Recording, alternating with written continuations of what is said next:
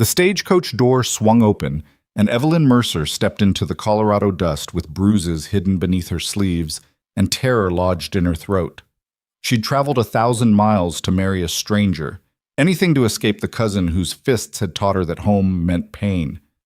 But as the tall rancher approached with careful steps and quiet eyes, one question burned through her mind. Had she just traded one nightmare for another? Stay with me until the end of this story. Hit that like button and drop a comment telling me what city you're watching from so I can see how far this tale travels. Now let me tell you about the bride who learned that survival isn't the same as living. The autumn of 1875 came to Red Hollow, Colorado, with dust storms that could strip paint off wood and cold winds that found every gap in a man's coat. It was the kind of season that separated the stubborn from the sensible, and Evelyn Mercer had just stepped off the stagecoach into the worst decision of her life. Or maybe the best. She couldn't tell yet. Her hands wouldn't stop shaking. The driver tossed her single carpet bag into the dirt like it weighed nothing, which it nearly did.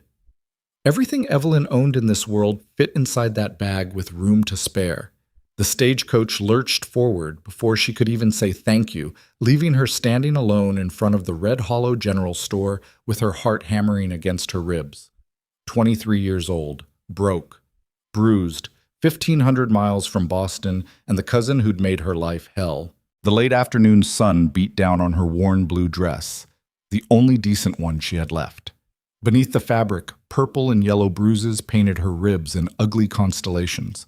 Her left arm still ached where Thomas had grabbed her 3 weeks ago, his whiskey breath hot against her face as he'd shoved her into the kitchen wall. That had been the last time. The final time she'd let him touch her. 2 days later, she'd stolen enough money from his coat pocket to buy a stagecoach ticket west. She'd left Boston with nothing but her bag, her bruises, and a letter from a rancher named Cade Whitaker who needed a wife. Evelyn scanned the dusty street, searching for a man she'd recognize only from the words he'd written. Tall, fair-haired, blue eyes. I'll be the one looking nervous. That last part had made her smile when she'd first read it, back when she'd still believed men could be honest about their feelings. Now she just felt sick. A group of cowboys lounged outside the saloon across the street, their eyes crawling over her like ants on spilled sugar. One of them said something she couldn't hear, and the others laughed. Evelyn looked away, her stomach clenching. She knew that laugh, knew what it meant when men looked at women that way. "Miss Mercer?" The voice came from behind her, low and careful. Evelyn spun around too fast, her body already tensing for a blow that didn't come. The man standing 10 feet away held his hands slightly away from his sides, palms open, like he was approaching a spooked horse. Cade Whitaker looked different than she'd imagined. Taller, maybe 6'2", broader through the shoulders. His face was weathered in the way faces got out here, tanned and lined from sun and wind. Sandy blonde hair that needed cutting, blue eyes that didn't look cruel, which meant nothing. Thomas's eyes hadn't looked cruel either, not at first, but it was the way Cade stood that caught her attention. He kept his distance, didn't crowd her space. His hands stayed visible, non-threatening, and when he spoke again, his voice carried no edge. "I'm Cade Whitaker. I hope the journey wasn't too difficult." Evelyn opened her mouth to respond, but her throat had gone dry. She managed a small nod instead. Cade's eyes flickered down to her carpet bag, then back to her face. "I have a wagon just around the corner. Whenever you're ready, I can take you out to the ranch. It's about an hour's ride. Or, He paused, seeming to choose his words carefully. "Or if you'd prefer to stay in town tonight, Mrs. Patterson runs a boarding house. Clean rooms. I could come back for you in the morning." The offer surprised her. She'd expected him to assume ownership the moment she arrived, the way Thomas had assumed ownership of everything in his house, including her. "The ranch is fine," she said quietly. Her voice came out rougher than she'd intended. Cade nodded once, then walked slowly toward her carpet bag. "May I?" Evelyn blinked. He was asking permission to carry her bag. "Yes," she whispered. He picked it up with one hand. It probably felt like carrying a pillow to him, and gestured toward the side street. "This way." Evelyn followed, keeping several feet between them. Her legs felt unsteady, her breathing shallow. Every instinct screamed at her to run, even though she had nowhere to run to. This was the choice she'd made. Marriage to a stranger or death by degrees back in Boston. At least out here, the bruises might heal before new ones appeared. The wagon was old but well maintained, the horses healthy looking. Cade set her bag in the back, then turned to help her up onto the seat. Evelyn flinched when his hand moved toward her elbow. He stopped immediately, pulling back. "Sorry," he said. "I didn't mean to startle you." "It's fine." But her voice shook, giving her away. Cade stepped back and waited while she climbed onto the wagon seat by herself, her ribs screaming in protest. When she was settled, he walked around to the other side and climbed up, keeping space between them on the bench. He didn't ask why she'd flinched, didn't comment on how she held herself rigid as a fence post, just clicked his tongue at the horses and guided them out of town toward the open prairie. They rode in silence for the first 20 minutes. Evelyn watched the landscape change from the ramshackle buildings of Red Hollow to endless rolling grassland that stretched toward mountains she could barely see in the distance. The sky out here was bigger than anything she'd known in Boston, so vast it made her feel small and exposed. "Ranch is about 40 more minutes," Cade said eventually. "I know you must be tired." "I'm fine. There's water in the canteen if you need it." "Thank you." Another silence fell, but it didn't feel hostile. Cade kept his eyes on the trail ahead, his hands relaxed on the reins. He didn't seem angry that she wasn't talking, didn't seem to need her to perform or smile or pretend everything was wonderful. "I should tell you," he said after a while, "the ranch isn't fancy. It's just a cabin and a barn. I've got about 200 head of cattle, 10 horses, some chickens. There's a creek that runs through the property, good water year-round. I do most of the work myself, but I hire help during roundup season." Evelyn nodded, still not looking at him. "I had my neighbor's wife, Mrs. Chen, come by yesterday to make sure the cabin was clean. She left some bread and stew for tonight, so you won't have to cook right away." He paused. I know you don't know me. I'll try to make things as easy as I can." Something in his voice made her finally turn to look at him. Cade's jaw was tight, his eyes fixed firmly ahead. He looked almost as nervous as she felt. "Why did you send for a mail-order bride?" The question slipped out before she could stop it. Cade was quiet for a long moment. "Loneliness, mostly. I've been working this land for 8 years by myself, built the cabin, raised the cattle, survived 4 winters that nearly killed me. But at the end of the day, I'd sit by the fire alone and think, this can't be all there is. A man could go crazy out here with nobody to talk to but cattle and stars." He glanced at her briefly, then away again. I know marriages like this take time. I'm just hoping we can be decent to each other, maybe become friends, eventually." Evelyn's chest tightened. Friends? When was the last time she'd had a friend? "What about you?" Cade asked. "Why did you answer my advertisement?" The truth stuck in her throat like broken glass. "Because my cousin beat me until I learned to stop crying out loud. Because I had nothing left. Because dying on the frontier seemed better than dying slowly in Boston. I needed a fresh start," she said instead. Cade nodded like he understood exactly what she wasn't saying. "Well, you've got one out here. Nobody in Red Hollow knows anything about your past unless you tell them. And I won't ask." The kindness in his voice made something crack inside her chest. Evelyn turned away, blinking hard against the tears that threatened to spill. She couldn't afford to trust him. Not yet. Maybe not ever. But part of her, the part that was so tired of being afraid, wanted desperately to believe him. The sun was starting to sink toward the horizon when Cade finally pointed ahead. "There. That's home." Evelyn followed his gaze and saw a small cabin nestled against a rise in the land, with a barn and a few other outbuildings nearby. Smoke rose from the chimney in a thin gray line. A dog, some kind of shepherd mix, came bounding toward them, tail wagging. "That's Bear," Cade said. "He's useless as a guard dog, but he's good company." As they got closer, Evelyn could see the cabin was small but solid, built from good timber. Flower boxes sat beneath the windows, though nothing grew in them this late in the season. The porch looked recently swept. Cade pulled the wagon to a stop and climbed down, then waited while Evelyn descended on her own. Bear immediately trotted over to sniff her, his tail still wagging. "He's friendly," Cade assured her. "Won't bite unless you're a coyote." Evelyn reached down tentatively to pat the dog's head. Bear leaned into her hand with a contented sigh, and despite everything, she felt the smallest smile tug at her lips. Cade grabbed her carpet bag and headed toward the cabin. I'll show you around, then give you some space to settle in. Inside, the cabin was simple but clean. One main room served as kitchen and living area, with a stone fireplace already crackling with a low fire. Two doors led off the main room, bedrooms probably. The furniture was handmade but sturdy, a table with 4 chairs, a rocking chair near the fire, shelves lined with books and tools. It smelled like wood smoke and bread. Nothing like Thomas's house, which had always smelled like whiskey and old rage. That room there is yours, Cade said, pointing to the door on the right. I'm in the other one. There's a wash basin and pitcher in your room, and I'll bring in fresh water every morning. Privy's out back. I know it's not what you're probably used to. It's fine, Evelyn interrupted. It's nice. Cade looked surprised, then pleased. I'm glad you think so. Why don't you rest a bit? I need to tend to the horses and check on the cattle. Dinner's on the stove whenever you're hungry. He set her bag down just inside the bedroom door, then headed back outside without another word. Through the window, Evelyn watched him unhitch the horses and lead them toward the barn, Bear trotting along beside him. Alone for the first time in hours, Evelyn finally let herself breathe. She walked into the bedroom Cade had indicated. It was small, just a bed, a washstand, a chest of drawers, and a chair by the window.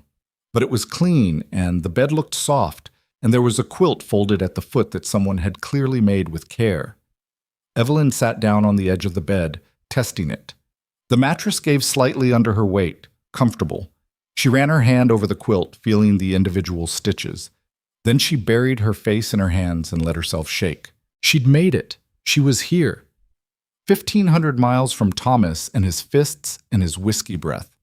She was married, or would be soon, to a man who asked permission before touching her bag, who offered her a way out before she'd even arrived, who'd given her her own room without being asked. It felt too good to be true, which meant it probably was. Men like Thomas didn't exist in a vacuum. They were everywhere. Maybe Cade was just better at hiding it. Maybe the politeness would last a week, a month, before the real man underneath showed through.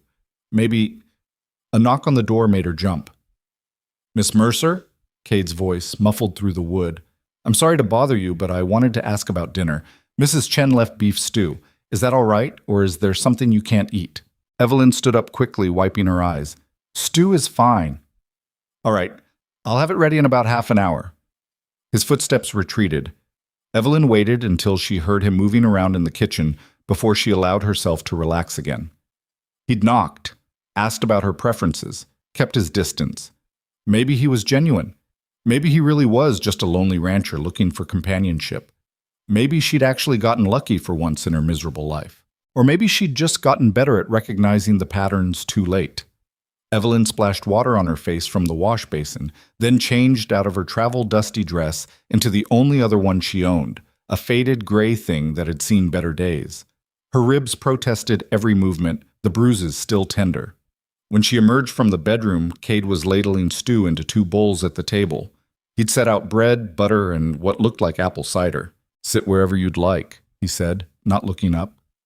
Evelyn chose the chair farthest from him. Cade didn't comment, just set a bowl in front of her and took his own seat across the table. They ate in silence for a few minutes.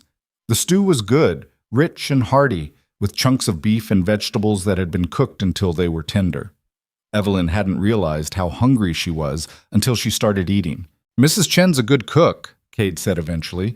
She and her husband run the ranch about 10 miles east. They've been out here even longer than I have. Good people. Evelyn nodded, swallowing a bite of bread. There are a few other families scattered around, Cade continued. The Pattersons in town. I mentioned them earlier. The O'Malleys about 15 miles south. They've got 8 kids. And old Mr. Hendricks lives alone about 5 miles north, keeps to himself mostly. It's not a big community, but folks help each other out when needed. That's good, Evelyn managed. Another silence. Cade took a drink of cider, then set his cup down carefully. I want to be clear about something, he said, his voice low but steady. I know we're supposed to get married. That's what you came here for. But I'm not going to rush you into anything. We can take our time getting to know each other first. And even after we're married, I won't expect anything from you that you're not ready to give. Evelyn's hand froze halfway to her mouth. She stared at him, trying to understand what he was really saying. Cade met her eyes for the first time since they'd sat down. I need you to know you're safe here. Whatever you're running from, And I'm not asking what it is. It doesn't follow you past my property line. Nobody will hurt you here. Not outlaws, not strangers, and especially not me." Her throat closed up. She wanted to believe him so badly it physically hurt. "Why?" she whispered. "Why what? Why are you being so—" She couldn't finish the sentence. Cade was quiet for a long moment. "My father used to beat my mother," he said finally. "Every time he drank, which was most nights. I was too young to stop him, too small. I used to hide in the barn and listen to her cry, and I swore that when I grew up, I'd never be like him. I'd never make someone afraid of me." Evelyn's eyes burned with tears she refused to let fall. "So when I see you flinch every time I move too fast," Cade continued, "I know exactly what that means. And I know you didn't come here looking for another man's fists. You came here looking for safety. So that's what I'm offering. Nothing more, nothing less. We'll figure out the rest as we go." The tears spilled over before she could stop them. Evelyn pressed her hands to her face, shoulders shaking, trying desperately to hold back the sobs that wanted to tear out of her chest. "I'm sorry," Cade said quickly. "I didn't mean to upset you." "You didn't," she choked out. "You didn't. Nobody's ever—" She couldn't finish, couldn't explain that his kindness felt like a weapon she didn't know how to defend against, that she'd built her entire life around expecting the worst from people, and now she didn't know what to do with someone offering her the best. Cade stood up slowly, telegraphing every movement. "I'm going to step outside for a bit, give you some privacy. Take your time." He walked to the door, grabbed his coat from the hook, and disappeared into the twilight. Through the window, Evelyn could see him standing on the porch, hands in his pockets, looking out at the darkening prairie. She sat at the table and cried until she had nothing left. When she finally pulled herself together, the stew had gone cold in her bowl. Evelyn stood on shaky legs, carried the dishes to the wash basin, and began cleaning them. It gave her hands something to do. By the time Cade came back inside, the kitchen was clean, and Evelyn had retreated to her bedroom. She heard him moving around in the main room, stoking the fire, settling in for the night. "Good night, Miss Mercer," he called softly through her door. "Good night," she whispered back. Evelyn lay in the unfamiliar bed, staring at the ceiling. Outside, the prairie wind howled against the cabin walls. She could hear cattle lowing in the distance, and closer, the sound of Bear's paws on the porch as he settled down for the night. For the first time in years, she fell asleep without checking to make sure the door was locked. The wedding happened 4 days later. Evelyn woke that morning with her stomach in knots, torn between wanting to run and wanting to stay.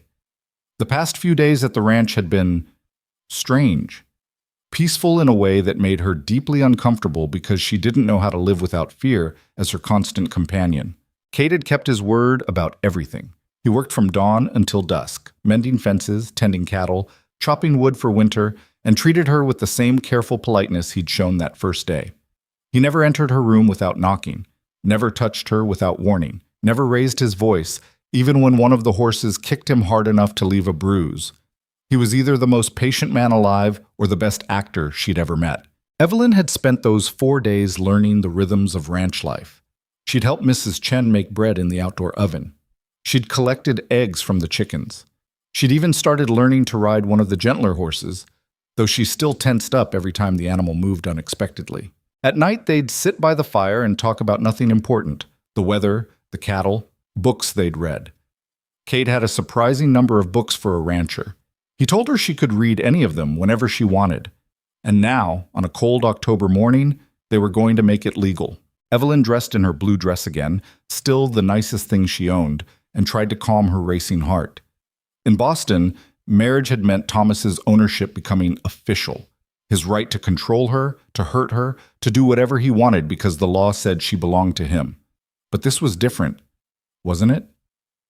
Cade knocked on her door. "The wagon's ready whenever you are." "I'm ready." She wasn't ready, but she opened the door anyway. Cade stood in the main room wearing clean clothes that looked new, or at least newer than what he usually wore. His hair was combed back, his face freshly shaved. He looked nervous, his hands fidgeting with his hat. "You look nice," he said quietly. "Thank you." They rode to Red Hollow in near silence. The little frontier church sat at the edge of town, a simple wooden structure with a cross mounted above the door. A handful of people were already gathered outside: the Chens, the Pattersons, a few ranchers Evelyn had met briefly in passing. The ceremony itself was short. The preacher was an old man with kind eyes who spoke about commitment and partnership without mentioning obedience or submission. Evelyn barely heard the words. She was too focused on trying to breathe normally, on not letting anyone see how badly her hands were shaking. When it came time to say "I do," her voice came out as barely a whisper. Cade's was steady but quiet. "I do. You may kiss your bride." Evelyn's entire body went rigid, but Cade just took her hand gently and pressed a soft kiss to her knuckles instead of her lips. When he pulled back, his eyes asked a silent question. "Is this okay?" She nodded, not trusting her voice. The small crowd clapped politely. Mrs. Chen dabbed at her eyes with a handkerchief. And just like that, Evelyn Mercer became Evelyn Whitaker. The reception was held at the Pattersons' boarding house. Coffee, cake, and awkward small talk with people who were trying hard to be welcoming to the new bride they didn't know. Evelyn answered questions about Boston and the journey west, while carefully avoiding anything resembling the truth about why she'd left. She caught Cade watching her several times throughout the afternoon. Not possessively, not hungrily, just checking on her, making sure she was all right. By the time they headed back to the ranch, the sun was setting and Evelyn's nerves had wound so tight she thought she might snap. This was her wedding night. She knew what that meant, what men expected, what Thomas would have demanded without hesitation. Cade helped her down from the wagon, then started unhitching the horses like it was any other evening. "I'm going to tend to the animals," he said. "You should get some rest. It's been a long day." Evelyn stared at him. That's it?" Cade paused, one hand on the horse's harness. "What do you mean? We're married now." "Yes." "And you're just going to tend to the animals?" Understanding dawned in his eyes. "Evelyn." He said her name carefully, like he was handling something fragile. "Nothing has to change tonight, or tomorrow night, or any night until you want it to. The piece of paper we signed today doesn't give me rights to your body. You're still you. I'm still me. We're just legally connected now." "But..." "No buts."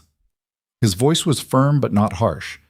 "I meant what I said before the wedding. I'm not going to rush you into anything. We have time." He turned back to the horses, dismissing the conversation as settled. Evelyn stood there feeling completely unmoored.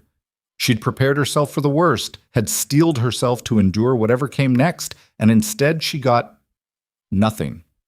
Just another quiet evening on the ranch. She didn't know whether to feel relieved or insulted. Inside the cabin, she changed into her nightgown, a worn cotton thing that had been white once, and sat on the edge of her bed, listening to Cade move around outside. When he finally came in, he called a soft goodnight through her door and retreated to his own room. Evelyn lay awake for hours, staring at the ceiling, trying to understand the man she'd just married. The days fell into a pattern. Cade worked the ranch from before sunrise to after sunset. Evelyn learned to cook on the wood stove, to preserve food for winter, to sew and mend clothes until her fingers ached. They ate meals together, talked by the fire in the evenings, and slept in separate rooms. It was the strangest marriage she could have imagined, but slowly, so slowly she barely noticed it happening, Evelyn began to relax. The constant tension in her shoulders started to ease. Her sleep became deeper, less fractured by nightmares. She stopped flinching every time Cade moved, though she still tensed sometimes when caught off guard. 3 weeks after the wedding, Cade asked if she wanted to learn to shoot. "It's important out here," he explained. "Coyotes go after the chickens. Sometimes we get rattlesnakes near the house. And if I'm ever out on the range and something happens, medical emergency, injury, whatever, you need to be able to signal for help." Evelyn had never held a gun in her life. Thomas had kept one locked away, had threatened her with it once when she'd burned dinner. The thought of touching one made her skin crawl. But Cade was right. Out here, survival meant learning new skills. So she let him teach her. He started with an old rifle, showing her how to load it, how to aim, how to breathe through the shot. His hands never touched hers unnecessarily. He stood behind her to correct her stance, but always asked first, always left space for her to say no. The first time she pulled the trigger, the recoil knocked her back a step, and her shot went wide, kicking up dirt 10 feet from the target. "That's all right," Cade said. "Try again. Brace yourself better this time." It took her 20 tries before she finally hit the tin can he'd set up. When she did, Cade let out a whoop of celebration that startled Bear into barking. Evelyn couldn't help it. She laughed. Actually laughed. Bright and genuine, the sound surprising even herself. Cade grinned at her. "You're a natural." "I am not." "You are. My first time shooting, I fell on my ass from the recoil. You stayed on your feet." They practiced for another hour, until Evelyn's shoulder ached and her ears rang despite the cotton Cade had given her to stuff in them. But by the end, she could hit the target more often than she missed. Walking back to the cabin, Cade carrying the rifle, Evelyn felt something unfamiliar bloom in her chest. It took her a moment to recognize it. Pride. She was proud of herself. That night, she caught herself smiling while she washed dishes. Jut. Winter arrived early that year, sweeping down from the mountains with a vengeance that even the old-timers said was unusual. By mid-November, snow covered the prairie in a thick white blanket, and temperatures dropped so low that water left in the bucket overnight froze solid. Cade worked himself ragged trying to keep the cattle alive through the brutal cold. He'd leave before dawn to break ice on the creek, to make sure the herd had access to water. He'd come home after dark, half frozen, barely able to speak through his chattering teeth. Evelyn started having hot food ready whenever he came in. She'd heat water for him to wash with, make sure the fire was roaring, lay out dry clothes. It became a routine, him stumbling and exhausted, her helping him thaw out, the two of them eating dinner in comfortable silence before collapsing into bed. Separate beds, still. But the walls between them were starting to feel thinner. Then came the blizzard. It hit on a Tuesday night in early December, howling out of the north with wind that sounded like screaming and snow that fell so thick you couldn't see 5 feet in any direction. Cade had been out checking on the cattle when it struck. He should have been home hours ago. Evelyn stood at the window staring into the white void, her heart pounding with a fear she hadn't felt since leaving Boston. But this fear was different. This wasn't fear of what would happen when he came home. This was fear that he wouldn't come home at all.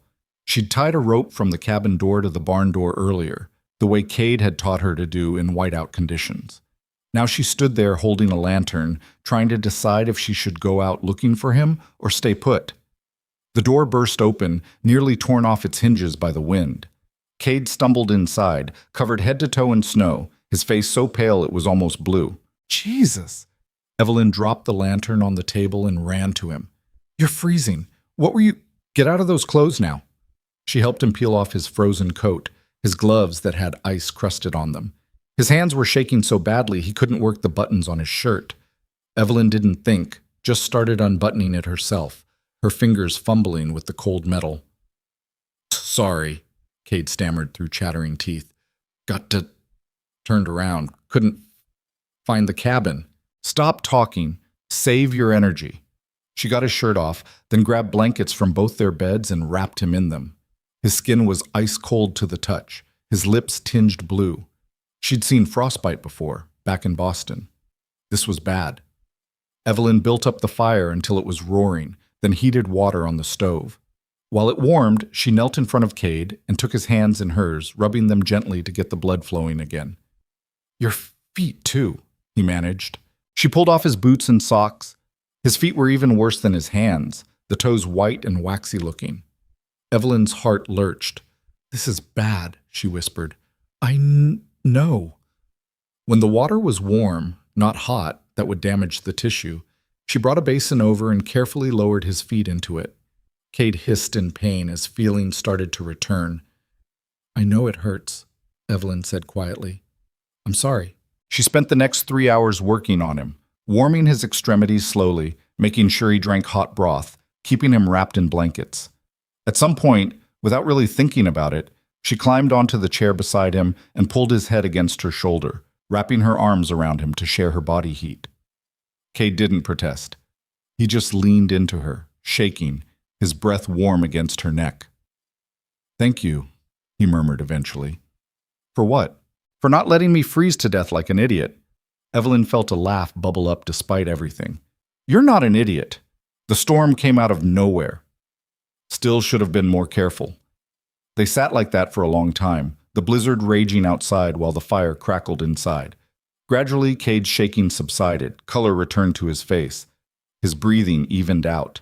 And Evelyn realized something that terrified her more than Thomas ever had. She cared about this man, genuinely cared what happened to him. The thought of him dying out there in the snow had torn something open inside her chest that she couldn't close again. Somewhere along the way, without meaning to, without even noticing, she'd started to trust him. And trust was the most dangerous thing she could give anyone. Cade lifted his head to look at her, his blue eyes searching her face. "Evelyn, don't," she whispered. "Don't say anything." But he said it anyway. "I'm falling in love with you." The words hit her like a physical blow. Evelyn's breath caught, her heart stuttering in her chest. "You don't know me," she said, her voice breaking. "I know you're kind. I know you're stronger than you think you are. I know you laugh at Bear when he chases his tail, and you cry when you read sad books, and you've got a temper when things don't work right in the kitchen."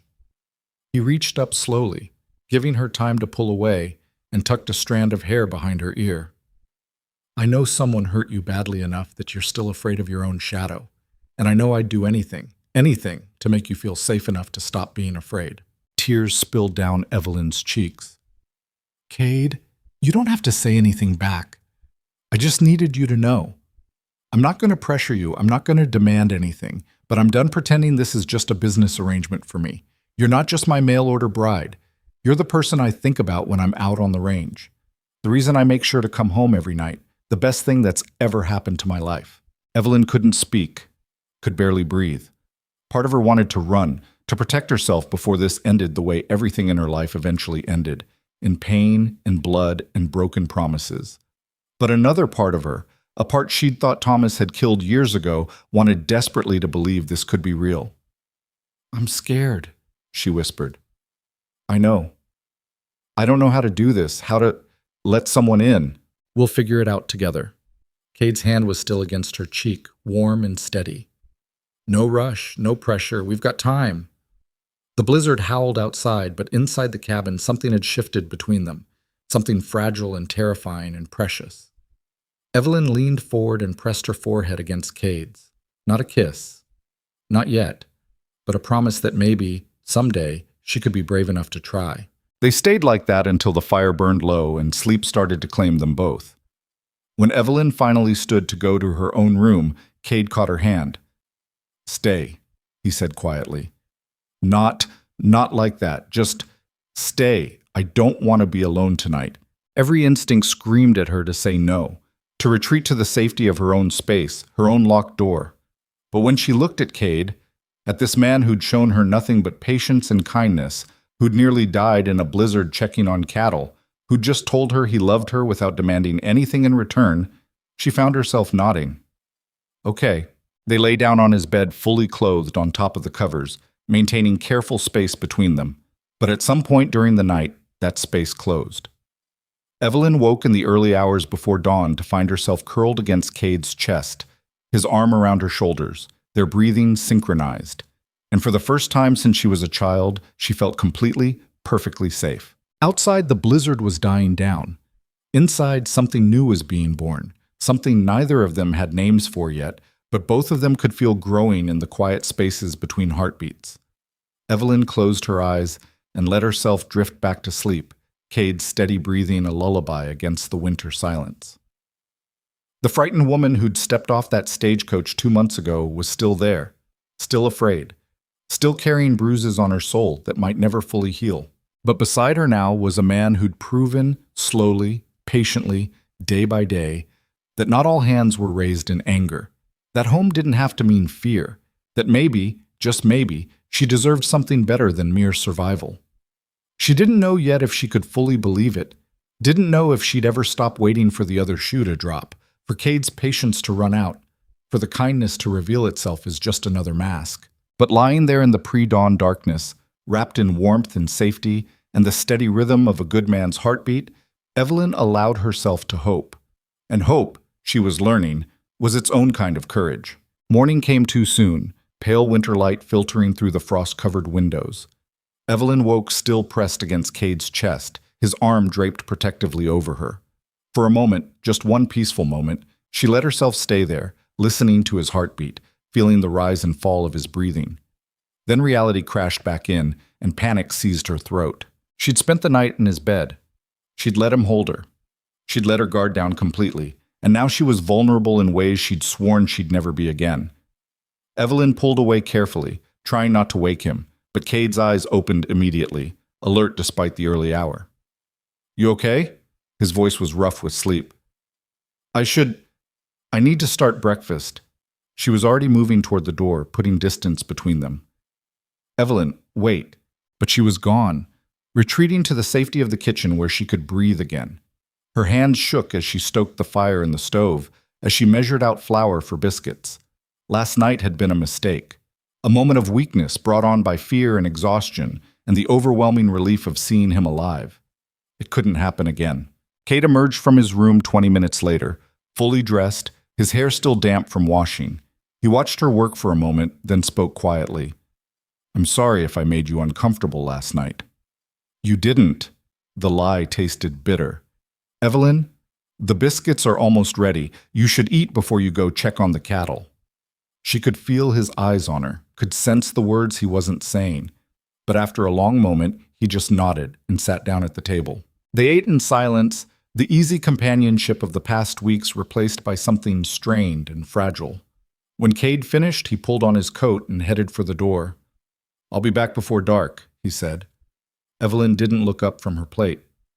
"Be careful." The door closed behind him with a soft click, and she was alone with the ghost of her own cowardice. The next few days fell into an awkward dance of avoidance. Evelyn threw herself into household tasks with an intensity that bordered on frantic. She scrubbed floors that didn't need scrubbing, reorganized shelves that were already organized, baked enough bread to feed half of Red Hollow. Cade gave her space, but she could see the hurt in his eyes every time she pulled away from casual contact. A hand on her shoulder became something she flinched from. Sitting by the fire together became her excusing herself to bed early. The walls she'd started to let down were being rebuilt brick by brick. On the fourth night, Mrs. Chen came by with a basket of preserves and sharp eyes that missed nothing. "You look tired," she said to Evelyn while Cade was outside tending to the horses. "Not sleeping well?" "I'm fine." Mrs. Chen set the preserves on the table and fixed Evelyn with a look. "You know, my husband and I, our marriage started the same way, arranged by our families back in China. I was terrified of him at first." Evelyn's hand stilled on the dish she was washing. "He was patient with me," Mrs. Chen continued. "Too patient, I thought. I kept waiting for him to show his true face, to become the monster I expected. It took me almost a year to realize he wasn't hiding anything. He really was just a good man who wanted to build a life with me." "How did you know?" Evelyn's voice came out barely above a whisper. "How did you know you could trust him?" Mrs. Chen smiled sadly. "I didn't, not for certain. That's the terrible thing about trust. It requires a leap of faith you can't take back once you've jumped. But staying afraid forever, that's its own kind of prison." After she left, Evelyn sat at the table for a long time, staring at nothing. That night, when Cade came in from his evening chores, she was still sitting there. He paused in the doorway, concern flickering across his face. "Everything all right? I need to tell you something." The words came out before she could stop them. Cade hung up his coat slowly, then sat down across from her, waiting. Evelyn's hands twisted in her lap. "My cousin Thomas, he took me in after my parents died. I was 16. He seemed kind at first, but then his wife left him, and he started drinking, and—" She swallowed hard. "He had a temper, a bad one." Cade's jaw tightened, but he didn't interrupt. "It started with yelling, throwing things. Then one night he grabbed my arm hard enough to bruise, and I realized it was only going to get worse. And it did. For 7 years it got worse." Her voice cracked. "I tried to leave twice. He found me both times, told me I had nowhere to go, that I was useless, that I should be grateful he put a roof over my head." "Evelyn, no, let me finish, please." She took a shaky breath. "The last time he hit me, he broke 2 of my ribs. That's when I knew if I didn't leave, he was going to kill me. So I stole money from him and bought a ticket west and answered your advertisement without really thinking about whether I was just trading one nightmare for another." Tears were streaming down her face now, but she forced herself to keep talking. "These past months with you have been the best of my life, and that terrifies me. Because the last time I let myself believe someone was good, I ended up with broken bones and no way out. I keep waiting for you to change, for the real you to show up, for this to all be some elaborate game before you. Before I what? Hit you?" Cade's voice was rough with emotion. Evelyn, I would cut off my own hands before I'd raise them against you. What that bastard did to you, that's not love. That's not even close to love. I know that. In my head, I know that. But my body doesn't believe it yet. Every time you move too fast or your voice gets loud or I let my guard down for even a second, I panic. She met his eyes, her own red and swollen from crying. I don't know how to stop being afraid. Cade reached across the table, palm up, not grabbing, but offering. Then we'll figure it out together, however long it takes. Evelyn stared at his hand for a long moment. Then, slowly, she placed her own hand in his. His fingers closed gently around hers. Warm, steady, safe. I meant what I said the other night, Cade said quietly. I love you, and I know you can't say it back yet. Maybe you never will. But I need you to know you're not trapped here. If you want to leave, I'll drive you to Red Hollow myself. I'll buy you a ticket to anywhere you want to go. You always have a choice with me. The words unlocked something in Evelyn's chest. I don't want to leave. No, I want to stay. I want to try. I'm just scared I'll never be able to give you what you deserve. What I deserve is someone who's honest with me, someone who tries. That's all I'm asking for. Cade squeezed her hand gently. We don't have to figure everything out tonight. We've got time. They sat there holding hands across the table until the fire burned low and the wind outside settled into silence. When they finally stood to go to bed, Evelyn paused outside her bedroom door. Cade? Yeah? Thank you for listening, for not making me feel broken. His smile was soft and sad. You're not broken. You're healing. There's a difference. That night, lying in her own bed, Evelyn felt something shift inside her. The fear was still there, probably always would be, but it felt smaller now, more manageable. Like maybe, just maybe, she could learn to live alongside it instead of letting it control her. The days after that conversation were different. Not perfect. Healing never was, but different. Evelyn started letting Cade back in, inch by careful inch. She'd let him show her how to repair a fence without flinching when he handed her tools. She'd sit close to him by the fire in the evenings, their shoulders touching. Small moments of trust built on top of each other like stones in a cairn. Christmas came and went quietly. Cade gave her a beautifully carved wooden box he'd made himself, the lid inlaid with delicate designs. Evelyn gave him a new shirt she'd sewn from fabric Mrs. Chen had helped her pick out in town. They spent the day cooking together, laughing when the goose nearly burned because they'd been too busy talking to check on it. January brought bitter cold and endless snow. Cade worked himself to exhaustion, keeping the ranch running, and Evelyn learned that taking care of someone wasn't the same as being controlled by them. She could make him soup when he was tired without it meaning she was subservient. She could mend his clothes without it being an obligation. These were choices she made freely, and that made all the difference. One evening in late January, they were sitting by the fire reading, Cade with a book about cattle breeding, Evelyn with a novel Mrs. Patterson had lent her, when he spoke up suddenly. I've been thinking. Evelyn looked up. About what? About expanding the herd in the spring. Maybe getting some chickens that actually lay eggs instead of just eating feed and looking decorative. He grinned. And I was thinking, if you wanted to learn more about the business side of things, the accounting, the planning, you've got a head for numbers. I've seen you calculating supplies. You want me to help run the ranch? I want us to run it together. It's your home too. You should have a say in how things work. Evelyn set down her book slowly. Thomas had never asked her opinion on anything, had actively forbidden her from knowing anything about his finances, said women didn't have the brains for business. I'd like that, she said quietly. Yeah? Yeah. The smile Cade gave her was brighter than the firelight. Over the next weeks, he taught her everything. How to track expenses, how to predict market prices, how to plan for the year ahead. Evelyn discovered she was good at it, had a natural talent for seeing patterns and solving problems. They'd spend evenings hunched over the ledger together, debating whether to invest in new equipment or save the money for emergencies. It felt like partnership, like they were building something together instead of him just tolerating her presence.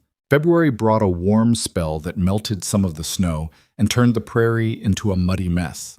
It also brought visitors. Evelyn was hanging laundry when she heard horses approaching. Two riders appeared over the rise, men she didn't recognize, rough-looking and trail-worn. Something in her gut clenched with old familiar fear. She dropped the laundry and headed for the house, moving quickly but not running. Inside, she grabbed the rifle Cade kept by the door and positioned herself near the window where she could see without being easily seen. The riders stopped outside.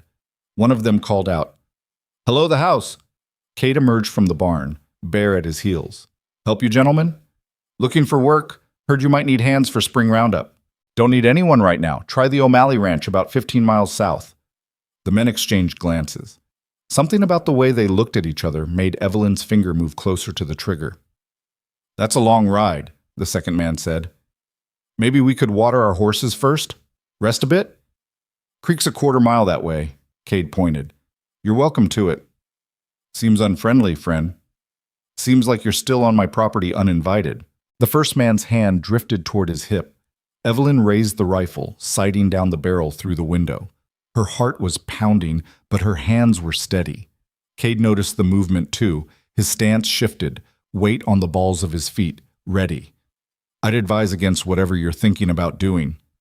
We're just passing through, then pass through somewhere else." The tension stretched like a wire about to snap. Then Bear started barking, hackles raised, and the moment broke. The men wheeled their horses around and rode off, throwing dark looks over their shoulders. Cade watched until they disappeared over the ridge, then turned toward the house. Evelyn was already opening the door, rifle still in her hands. "You saw them coming," he said. "I saw them. Something felt wrong." "Your instincts were right. Those weren't men looking for honest work." He looked at the rifle, then at her face. "You would have shot if they'd drawn on me." It wasn't a question, but Evelyn answered anyway. "Yes." Something flickered in Cade's eyes, surprise maybe, or pride. "I'm glad you were watching my back." "That's what partners do, isn't it?" His smile was slow and warm. "Yeah, that's exactly what partners do." That night, lying in bed, Evelyn realized something had fundamentally changed. She'd been ready to kill to protect Cade, would have done it without hesitation. The frightened girl who'd arrived in Red Hollow 7 months ago would have hidden and prayed. This version of herself had picked up a gun and prepared to fight. She was becoming someone new out here, someone stronger, someone who didn't just survive but defended what was hers. March brought the first hints of spring, shoots of green pushing through melting snow, birds returning to nest in the barn rafters. It also brought Evelyn's monthly courses, which arrived 2 weeks late and sent her into a panic before she finally bled. She'd been so sure, so certain that the night of the blizzard, when she'd fallen asleep in Cade's arms, that somehow, but no. Nothing had happened. They still hadn't shared anything beyond chaste kisses and careful embraces. Part of her was relieved. She wasn't ready for that, wasn't ready for the vulnerability it would require. But another part, a part that was growing stronger every day, felt disappointed. She found Cade in the barn, repairing a broken stall door. "Can we talk?" He set down his hammer immediately. "Of course." Evelyn twisted her hands together, searching for words. We haven't, our marriage isn't really a marriage, not in all the ways it should be." Cade's expression was careful. "I told you I wouldn't rush you." "I know, and I appreciate that, but..." She took a breath. "I don't want you to think I don't want that, eventually. I just need more time. Evelyn, we have all the time in the world. There's no deadline on this. We'll know when we're ready." He reached out slowly, giving her time to pull away, and tucked a strand of hair behind her ear. "And when that happens, it'll be because we both want it. Not because of obligation or expectation. Because we choose it." "How are you so patient?" "Because you're worth waiting for." The simple honesty in his voice made her throat tight. She leaned into his touch, letting herself have this moment of closeness without fear. They stood like that in the barn, surrounded by the smell of hay and horses, while spring sunshine slanted through gaps in the walls. Outside, the prairie was waking up from winter. Inside, something else was waking up too, something Evelyn had thought Thomas had killed forever. Hope, trust, the tentative beginnings of love. April turned the prairie into a sea of wildflowers. Evelyn spent her days helping with the new calves, learning to recognize when a cow was in distress, how to assist with a difficult birth. It was hard, messy work that left her exhausted and satisfied in ways she'd never experienced before. One afternoon, she was helping deliver a breech calf when things went wrong. The cow panicked, thrashing, her hoof catching Evelyn across the ribs in exactly the spot where Thomas's worst blow had landed years ago. The pain was blinding. Evelyn went down hard, gasping, the world spinning. "Evelyn!" Cade was there instantly, pulling her away from the frantic cow. "Talk to me. Where does it hurt?" She couldn't breathe enough to answer, could only clutch her side and try not to scream. Cade carried her to the house, moving fast but careful. He laid her on the bed and checked her ribs with gentle hands. "I don't think anything's broken, but you're going to have a hell of a bruise. Can you breathe?" "Hurts," she gasped. "I know. I'm sorry. I should have been faster. Not your fault." He wrapped her ribs carefully, his touch impersonal and clinical. But when he finished, he sat on the edge of the bed and took her hand. "You scared me." "I scared myself." They stayed like that for a while, his thumb tracing circles on the back of her hand. Eventually, Evelyn spoke again. "It's in the same place, where Thomas broke my ribs before." Cade's grip tightened slightly. "I remember. It hurt worse then, not just physically, because he did it on purpose. He wanted me to hurt. But today was just an accident, just a scared cow. And somehow that makes it easier to bear." "Does it?" "Yeah. Because I know you'll take care of me without making me feel weak for needing help. Thomas would have blamed me for getting hurt, told me I was stupid and careless. You're just here, being kind." Cade lifted her hand to his lips and kissed her knuckles softly. "I'll always be here, for as long as you want me." "What if I want you forever?" The words slipped out before she could stop them. Cade's eyes widened, his breath catching. "Do you mean that?" Evelyn's heart was racing, but for once it wasn't from fear. "I think I do. I think somewhere between learning to shoot and helping deliver calves and arguing with you about whether we can afford new equipment, I fell in love with you. I don't know when it happened exactly, but it did. Evelyn, I'm still scared sometimes. I probably always will be. And I'm still not ready for everything, but I want to try. I want to build a real life with you, a real marriage." Cade leaned down carefully, mindful of her injured ribs, and kissed her. It was gentle and sweet and full of promises neither of them needed to speak out loud. When he pulled back, his eyes were bright. "I've been waiting months to hear you say that. Was it worth the wait?" "Every single second." They spent the rest of the afternoon talking, really talking, the way they'd been building toward for months, about their fears and hopes and dreams for the future, about what kind of life they wanted to build together, about children, maybe, someday, when Evelyn felt ready. By the time the sun set, something had fundamentally shifted between them. They were no longer two people sharing space out of convenience. They were partners, a team, the beginning of a real family. That night, after dinner, they sat on the porch together watching the stars come out. Cade had his arm around Evelyn's shoulders, and she was curled against his side, comfortable and safe. "I keep thinking about that girl who stepped off the stagecoach last October," Evelyn said quietly. "She wouldn't recognize me now." No. She was so afraid, so certain the world was just one long series of people who wanted to hurt her. And now, she looked up at him. "Now I have you, and this ranch, and a life I actually want to live instead of just survive." "You did that yourself. I just gave you space to become who you already were underneath all that fear." "We did it together." "Yeah," Cade agreed, pressing a kiss to her temple. "We did." The prairie stretched out before them, vast and endless and full of possibilities. Somewhere in the distance, cattle lowed softly.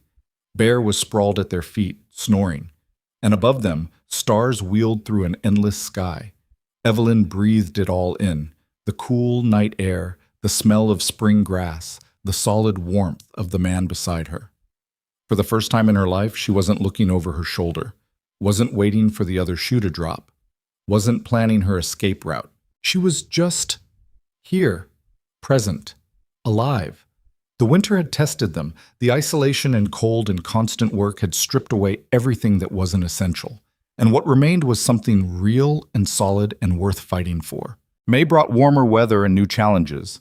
The spring roundup was brutal work. 12-hour days in the saddle, sleeping rough under the stars, dealing with stubborn cattle and unpredictable weather. Cade hired 3 temporary hands to help, and Evelyn found herself cooking for 5 people instead of 2. She also found herself helping with the actual roundup more than anyone expected. She could ride now, could rope a calf if needed, could brand and castrate without flinching. The men treated her with respectful wariness. She was the boss's wife, after all. But by the end of the first week, they'd started asking her opinion on things and actually listening to her answers. One night around the campfire, one of the hands, a grizzled old cowboy named Pete, spoke up.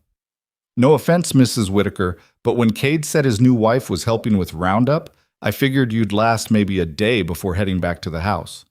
And now? Now I figure you're tougher than half the men I've worked with. You've got sand, ma'am." The other hands murmured agreement. Evelyn felt heat rise in her cheeks, but it was from pleasure, not shame. Later, when she and Cade were finally alone in their tent, he pulled her close. "You know you don't have to prove anything to those men, right? Or to me?" "I'm not proving anything. I'm just doing what needs to be done." "Still, I'm proud of you." Evelyn smiled against his chest. "I'm proud of me too." They fell asleep tangled together, exhausted but content. And when Evelyn woke in the middle of the night to the sound of coyotes howling in the distance, she didn't feel afraid. Cade's arms were around her, the stars were bright overhead, and she was exactly where she wanted to be. The roundup finished in early June. The hired hands moved on to other ranches, and life settled back into its quieter rhythm. But something was different now. Evelyn moved through the world with a confidence she'd never had before. She knew her own strength, knew what she was capable of. One evening, she found Cade sitting on the porch with the ledger, his brow furrowed.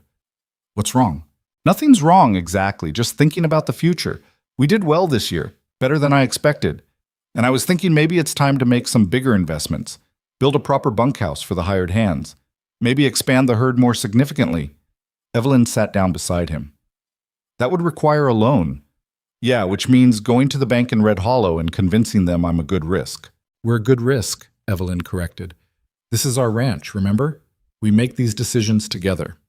Cade looked at her, something warm and proud in his expression. "You're right. We are." They spent the next 2 weeks planning their proposal, crunching numbers, preparing arguments. And when they finally rode into Red Hollow to meet with the banker, Evelyn walked into that office with her head high. The banker, a pompous man named Caldwell, barely glanced at her. "Mr. Whitaker, good to see you. Please sit." "My wife will be part of this discussion," Cade said firmly. "She manages the ranch finances with me." Caldwell's eyebrows rose, but he gestured for Evelyn to sit as well. For the next hour, they presented their case.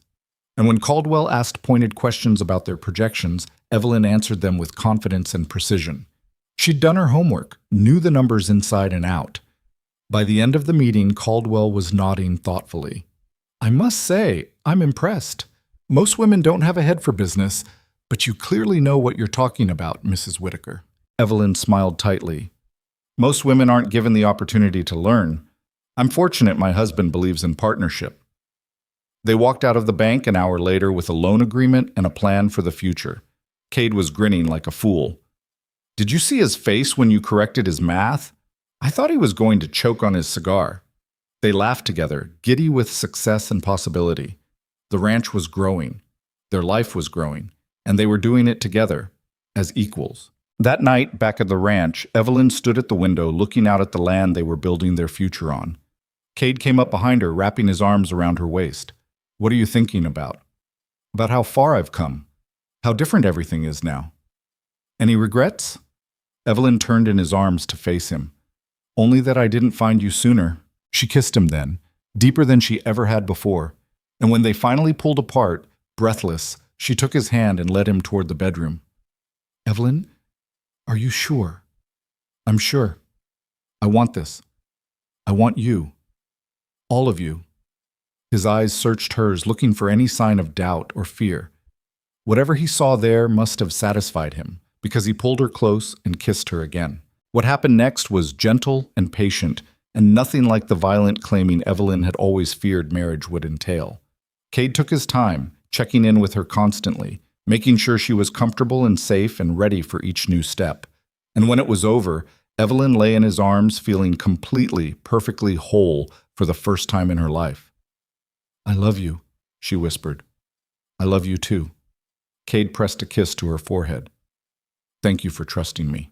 Thank you for being worth trusting. They fell asleep, wrapped around each other, while the summer wind whispered through the prairie grass outside. And Evelyn dreamed of a future that was no longer something to fear, but something to build with her own two hands alongside the man who'd shown her what love was supposed to look like. The morning after, Evelyn woke to sunlight streaming through the window and Cade's arms still draped across her waist. For a moment, she tensed, old instincts dying hard, before the memories of the previous night flooded back and she let herself relax into the warmth of him. Cade stirred beside her, his eyes opening slowly. When he saw her watching him, a smile spread across his face. Morning. Morning. How are you feeling? Evelyn considered the question honestly. Good. A little sore, but good. Really good, actually. Relief crossed his features. I was worried I might have... You didn't. You were perfect. She caught herself. Well, not perfect, but you were you, and that was exactly what I needed. He laughed softly, pulling her closer. Not perfect. I can live with that. They lay there for a while longer, talking quietly about nothing in particular, before the demands of the ranch pulled them out of bed. There were animals to feed, fences to check, a whole world of work waiting outside the bedroom door. But something fundamental had shifted between them. They moved around each other with an easy intimacy now, touching in passing, sharing looks that held entire conversations. When Evelyn brought him lunch in the pasture that afternoon, Cade pulled her down beside him and kissed her soundly before letting her go, grinning at her flushed face. You're terrible, she said, but she was smiling. You love it. Maybe I do. The summer passed in a blur of long days and warm nights. They worked the ranch together, argued over the books together, fell into bed exhausted and content together. Mrs. Chen commented that Evelyn looked happy, and for once Evelyn didn't deflect or change the subject. She just said yes, she was. But happiness, she was learning, didn't mean the absence of struggle. It just meant having someone to struggle alongside. In late July, a letter arrived from Boston. Evelyn's hands shook when she saw the return address, her cousin Thomas's house. She almost threw it in the fire unread, but Cade noticed her reaction and quietly sat down across from her.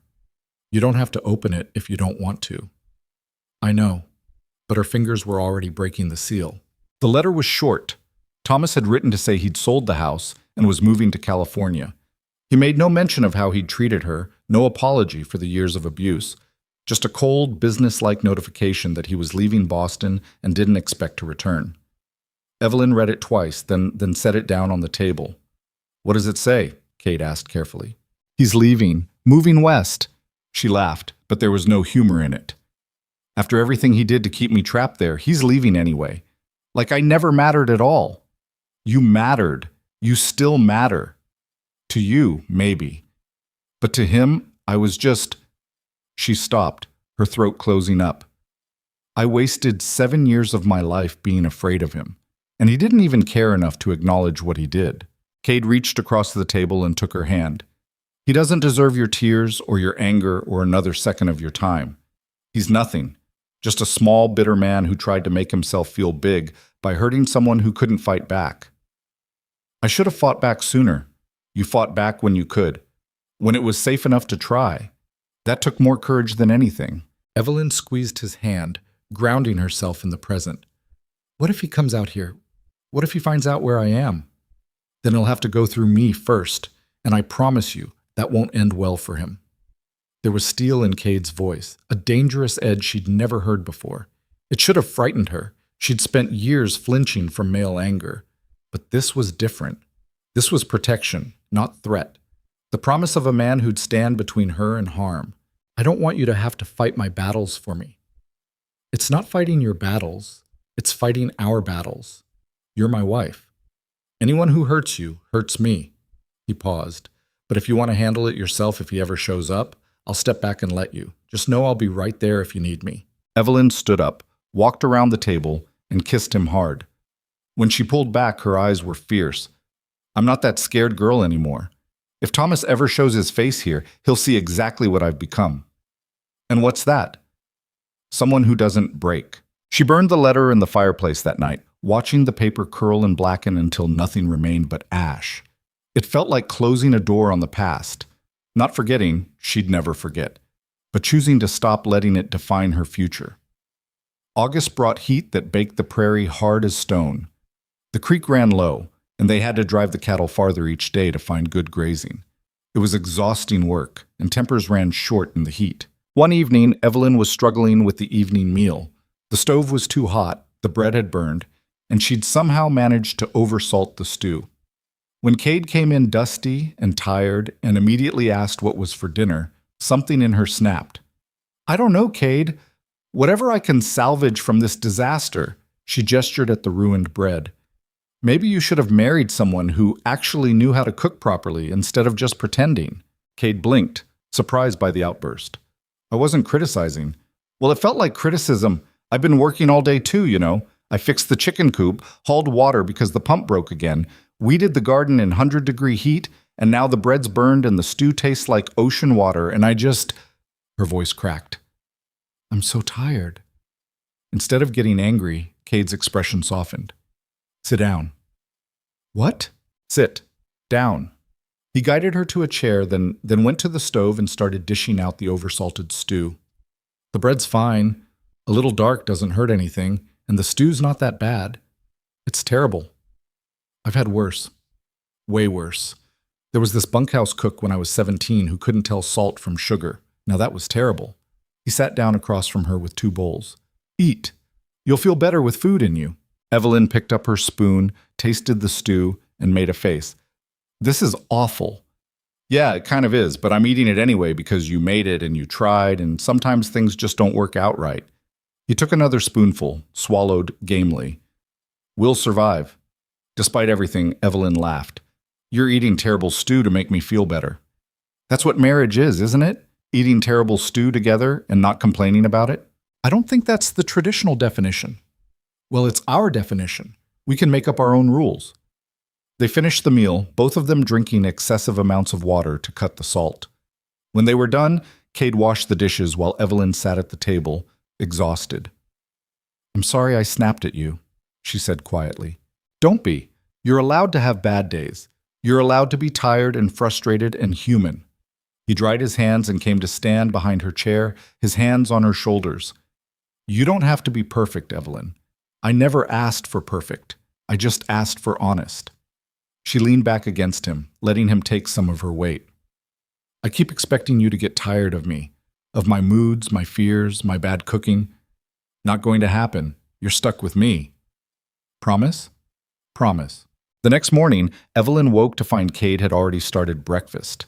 Bacon and eggs, simple but edible. He grinned at her when she emerged from the bedroom. "Figured I'd give you a break from cooking. Besides, there's only so much I can ruin with eggs." "You're wonderful, you know that?" "Tell me that again when you taste them. I might have oversalted." They were oversalted. They ate them anyway. September brought the first cool winds and the knowledge that another winter was coming. But this year, Evelyn didn't dread it. Last winter had been about survival. This one would be about living. They spent the month preparing, cutting wood, preserving food, making sure the barn was secure. Mrs. Chen came by with her daughter-in-law, a quiet woman named Lily who was expecting her first child. Watching Lily's hands rest on her swollen belly, Evelyn felt something twist in her chest. That night, lying next to Cade, she brought it up. "Have you thought about children?" Cade turned to look at her. "Sometimes." "Have you?" "More lately. Seeing Lily today made me think about it, about what it would be like to have a child of our own." "And what do you think?" Evelyn was quiet for a long moment. "I think I want it, eventually, but I'm also terrified. What if I'm a terrible mother? What if I'm too damaged from everything with Thomas to raise a child properly?" "You're not damaged. You're healing. There's a difference." Cade pulled her closer. "And I think you'd be an incredible mother. You're strong and brave and kind. Any child would be lucky to have you. What if I mess it up? Then we'll mess it up together and figure it out as we go, just like everything else." He kissed her temple. "But there's no rush. We have time. When you're ready, we'll try. Until then, we won't worry about it." "You make everything sound so simple." "That's because most things are simple. We just complicate them by overthinking." Evelyn smiled against his chest. "I love you. I love you too, Even when you oversalt the stew. She swatted his arm, laughing. That was one time. One memorable time. They fell asleep tangled together, and Evelyn dreamed of a child with Cade's blue eyes and her dark hair, running through the prairie grass while they watched from the porch. October marked a year since Evelyn had arrived in Red Hollow. Cade surprised her by bringing home a new dress from town. Deep green with black trim, fancier than anything she'd owned in years. What's this for? Our anniversary, 1 year of marriage. He looked almost shy. I thought maybe we could go to town for dinner. Mrs. Patterson is serving a special meal at the boarding house. Nothing fancy, but better than my cooking or your occasional salt disasters. Evelyn laughed, holding the dress up. It's beautiful, but you didn't have to. I wanted to. You deserve nice things, and I wanted an excuse to take my wife out and show everyone in Red Hollow how lucky I am. They rode to town on a crisp autumn evening, Evelyn wearing her new dress and Cade in his best shirt. The boarding house dining room was warm and welcoming, filled with familiar faces. The Chens, the O'Malleys, and their brood of children, old Mr. Hendricks, who rarely left his property. Mrs. Patterson had outdone herself with the meal: roast chicken, mashed potatoes, fresh bread, apple pie. And when someone proposed a toast to the Whitakers on their anniversary, Evelyn found herself standing with Cade's arm around her waist, smiling at people who'd become friends over the past year. To the Whitakers, Mr. Chen said, raising his glass, may they have many more years of happiness together. Here, here, the room echoed. Cade pulled Evelyn closer and kissed her in front of everyone, not caring about propriety or audience. When they broke apart, she was blushing but happy. After dinner, they walked through town under the stars. Red Hollow was quiet this time of night, most businesses closed, just a few lights burning in windows. Happy? Cade asked. Very. Evelyn leaned into him. A year ago, I was terrified. I thought I'd made the worst mistake of my life coming out here, and now I can't imagine being anywhere else. No regrets? Only that I wasted so much time being afraid when I could have been living. You weren't wasting time. You were surviving, and now you're ready for more than just survival. They stopped in front of the general store, and Evelyn turned to face him. Thank you. For what? For being patient, for giving me space to heal, for loving me even when I couldn't love myself. Cade cupped her face in his hands. You don't have to thank me for that. Loving you is the easiest thing I've ever done. They kissed under the Colorado stars while a cool wind whispered through the empty street. And when they finally headed home, Evelyn felt something she'd never thought possible a year ago: complete contentment. But contentment, she was learning, was never permanent. In early November, Lily Chen went into labor. It started normally enough. Her water broke in the morning. Contractions began slowly. But as the day wore on, something went wrong. The baby wouldn't come, Lily was weakening, and Mrs. Chen sent her husband racing to the Whitaker Ranch for help. Evelyn had assisted with difficult animal births before, but never a human one. Still, she grabbed her supplies and rode back with Mr. Chen, Cade following close behind. The scene at the Chen house was tense. Lily was in bad shape, pale and sweating, her contractions coming hard but producing no progress. Mrs. Chen looked terrified. The baby's positioned wrong, she said. I've tried to turn it, but I can't get enough leverage. Evelyn washed her hands thoroughly, said a silent prayer to no one in particular, and got to work. She'd helped turn a breech calf just last month. The principle was the same, just terrifyingly higher stakes. Lily, I need you to trust me, Evelyn said, keeping her voice calm. This is going to hurt, but I have to try to turn the baby. Can you be strong for me? Lily nodded weakly, her hand gripping her mother-in-law's. What followed was the longest hour of Evelyn's life. She worked carefully, methodically, feeling for the baby's position and gradually, agonizingly, managing to shift it. Lily screamed, Mrs. Chen cried, and Mr. Chen paced outside with Cade. But finally, Evelyn felt the baby move into position. There, Mrs. Chen, she's ready to push now. The next 20 minutes were chaos and blood and Lily's exhausted cries. But when it was over, a baby girl lay squalling in Evelyn's arms, tiny and perfect and alive. You did it, Evelyn said, placing the baby in Lily's arms. She's beautiful, Lily was crying, Mr. Chen was crying, Mrs. Chen was thanking Evelyn over and over. Evelyn just stepped back, her hands shaking, and tried not to collapse from the adrenaline crash. Cade found her outside later, sitting on the porch steps in the dark. "You saved them both," he said quietly, sitting beside her. "I just did what needed to be done." "Evelyn." He waited until she looked at him. "You saved their lives. Lily and that baby both. If you hadn't known what to do, but I did know, because you taught me, because this place taught me." She leaned against him. "A year ago, I couldn't even save myself.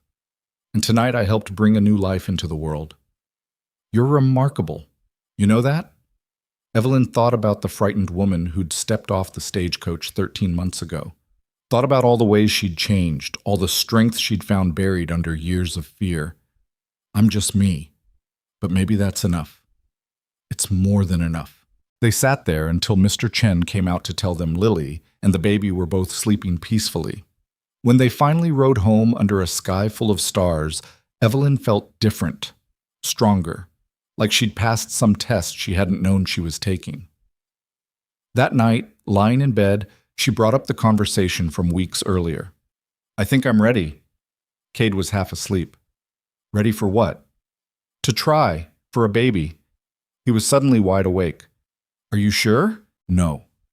But I don't think I'll ever be completely sure. And watching Lily with her daughter tonight, seeing that kind of love, I want that. I want to build a family with you." Cade pulled her close, his heart hammering against her ear. "Okay, we'll try. You're not worried I'll be a terrible mother?" "Not even a little bit. You're going to be amazing." Evelyn smiled in the darkness. She didn't feel amazing. She felt terrified and hopeful and uncertain all at once. But she also felt ready, or as ready as she'd ever be, to take this next step. The winter that followed was gentler than the previous one, with less snow and fewer brutal cold snaps. Evelyn and Cade settled into a comfortable routine, working the ranch and planning for the future. They didn't tell anyone they were trying for a baby. It felt private, sacred, something just between them. January passed with no news. February came and went the same way. By March, Evelyn was starting to wonder if something was wrong with her, if years of abuse had damaged her in ways she couldn't fix. "Maybe it's not meant to happen," she said to Cade one evening. "Or maybe it just takes time. We've only been trying a few months. What if it never happens?" Cade turned to look at her seriously. "Then we'll still have each other. A baby would be wonderful, but it's not the only thing that matters. You matter. This life we've built matters. A child would be a blessing, but not having one wouldn't make our marriage any less meaningful." His words eased some of the pressure she'd been putting on herself. "You really mean that?" "Of course I do. I married you, Evelyn. Not the possibility of children. You." She kissed him, grateful for his steadiness, his ability to see past her fears to what really mattered. April arrived with wildflowers and new calves, and Evelyn's monthly courses arriving 2 weeks late. She didn't let herself hope. They'd been late before. But when another week passed with no bleeding, she started to wonder. Mrs. Chen noticed first. "You look different." "Different how?" "Glowing, like you're carrying a secret." The older woman's eyes went to Evelyn's stomach. "How late are you?" Evelyn felt heat rise in her cheeks. 3 weeks, maybe. I'm not sure yet." 3 weeks is sure enough. Have you told Cade?" "I don't want to get his hopes up if I'm wrong." Mrs. Chen smiled knowingly. "You're not wrong. I can always tell. But take your time telling him. Make it special." That evening, Evelyn watched Cade working in the barn, her hand resting unconsciously on her stomach. Could it be true? Could there really be a new life growing inside her? She waited another week to be certain. When her courses still didn't come and she started feeling queasy in the mornings, she knew. She told him on a Sunday morning in early May. They were sitting on the porch drinking coffee, watching the sunrise paint the prairie gold and pink. Evelyn set down her cup and took a deep breath. "Cade, I need to tell you something." He turned to her, his expression curious. "What is it?" "I'm late. 4 weeks late. And I've been feeling sick in the mornings." She met his eyes. "I think I'm pregnant." For a moment, Cade just stared at her. Then his face broke into the widest smile she'd ever seen. We're... He couldn't seem to finish a sentence. "Really? I think so. I'm almost certain. Cade pulled her into his arms, holding her so tight she could barely breathe. When he pulled back, his eyes were wet with tears. We're going to have a baby. We're going to have a baby, Evelyn repeated, and suddenly it felt real. Terrifyingly, wonderfully real. Cade pressed his hand to her stomach, still flat, but holding their future. How do you feel? Scared? Excited?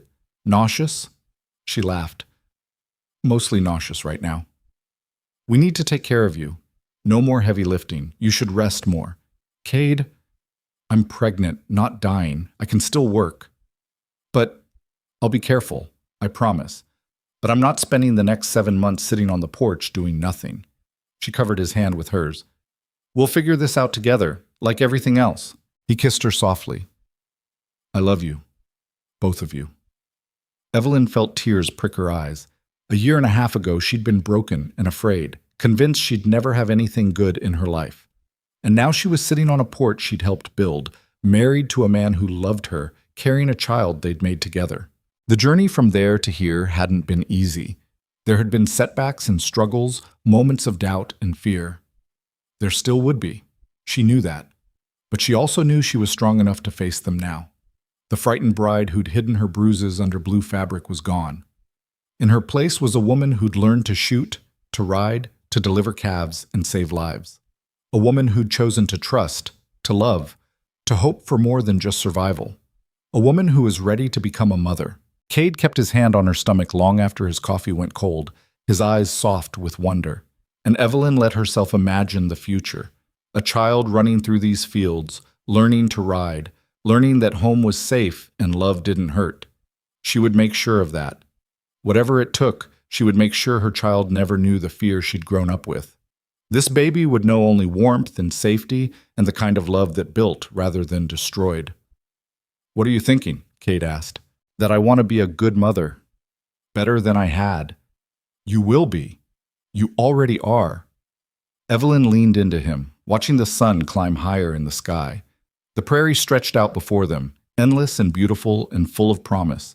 And for the first time in her life, she wasn't afraid of what came next. She was ready for it. The pregnancy was harder than Evelyn expected.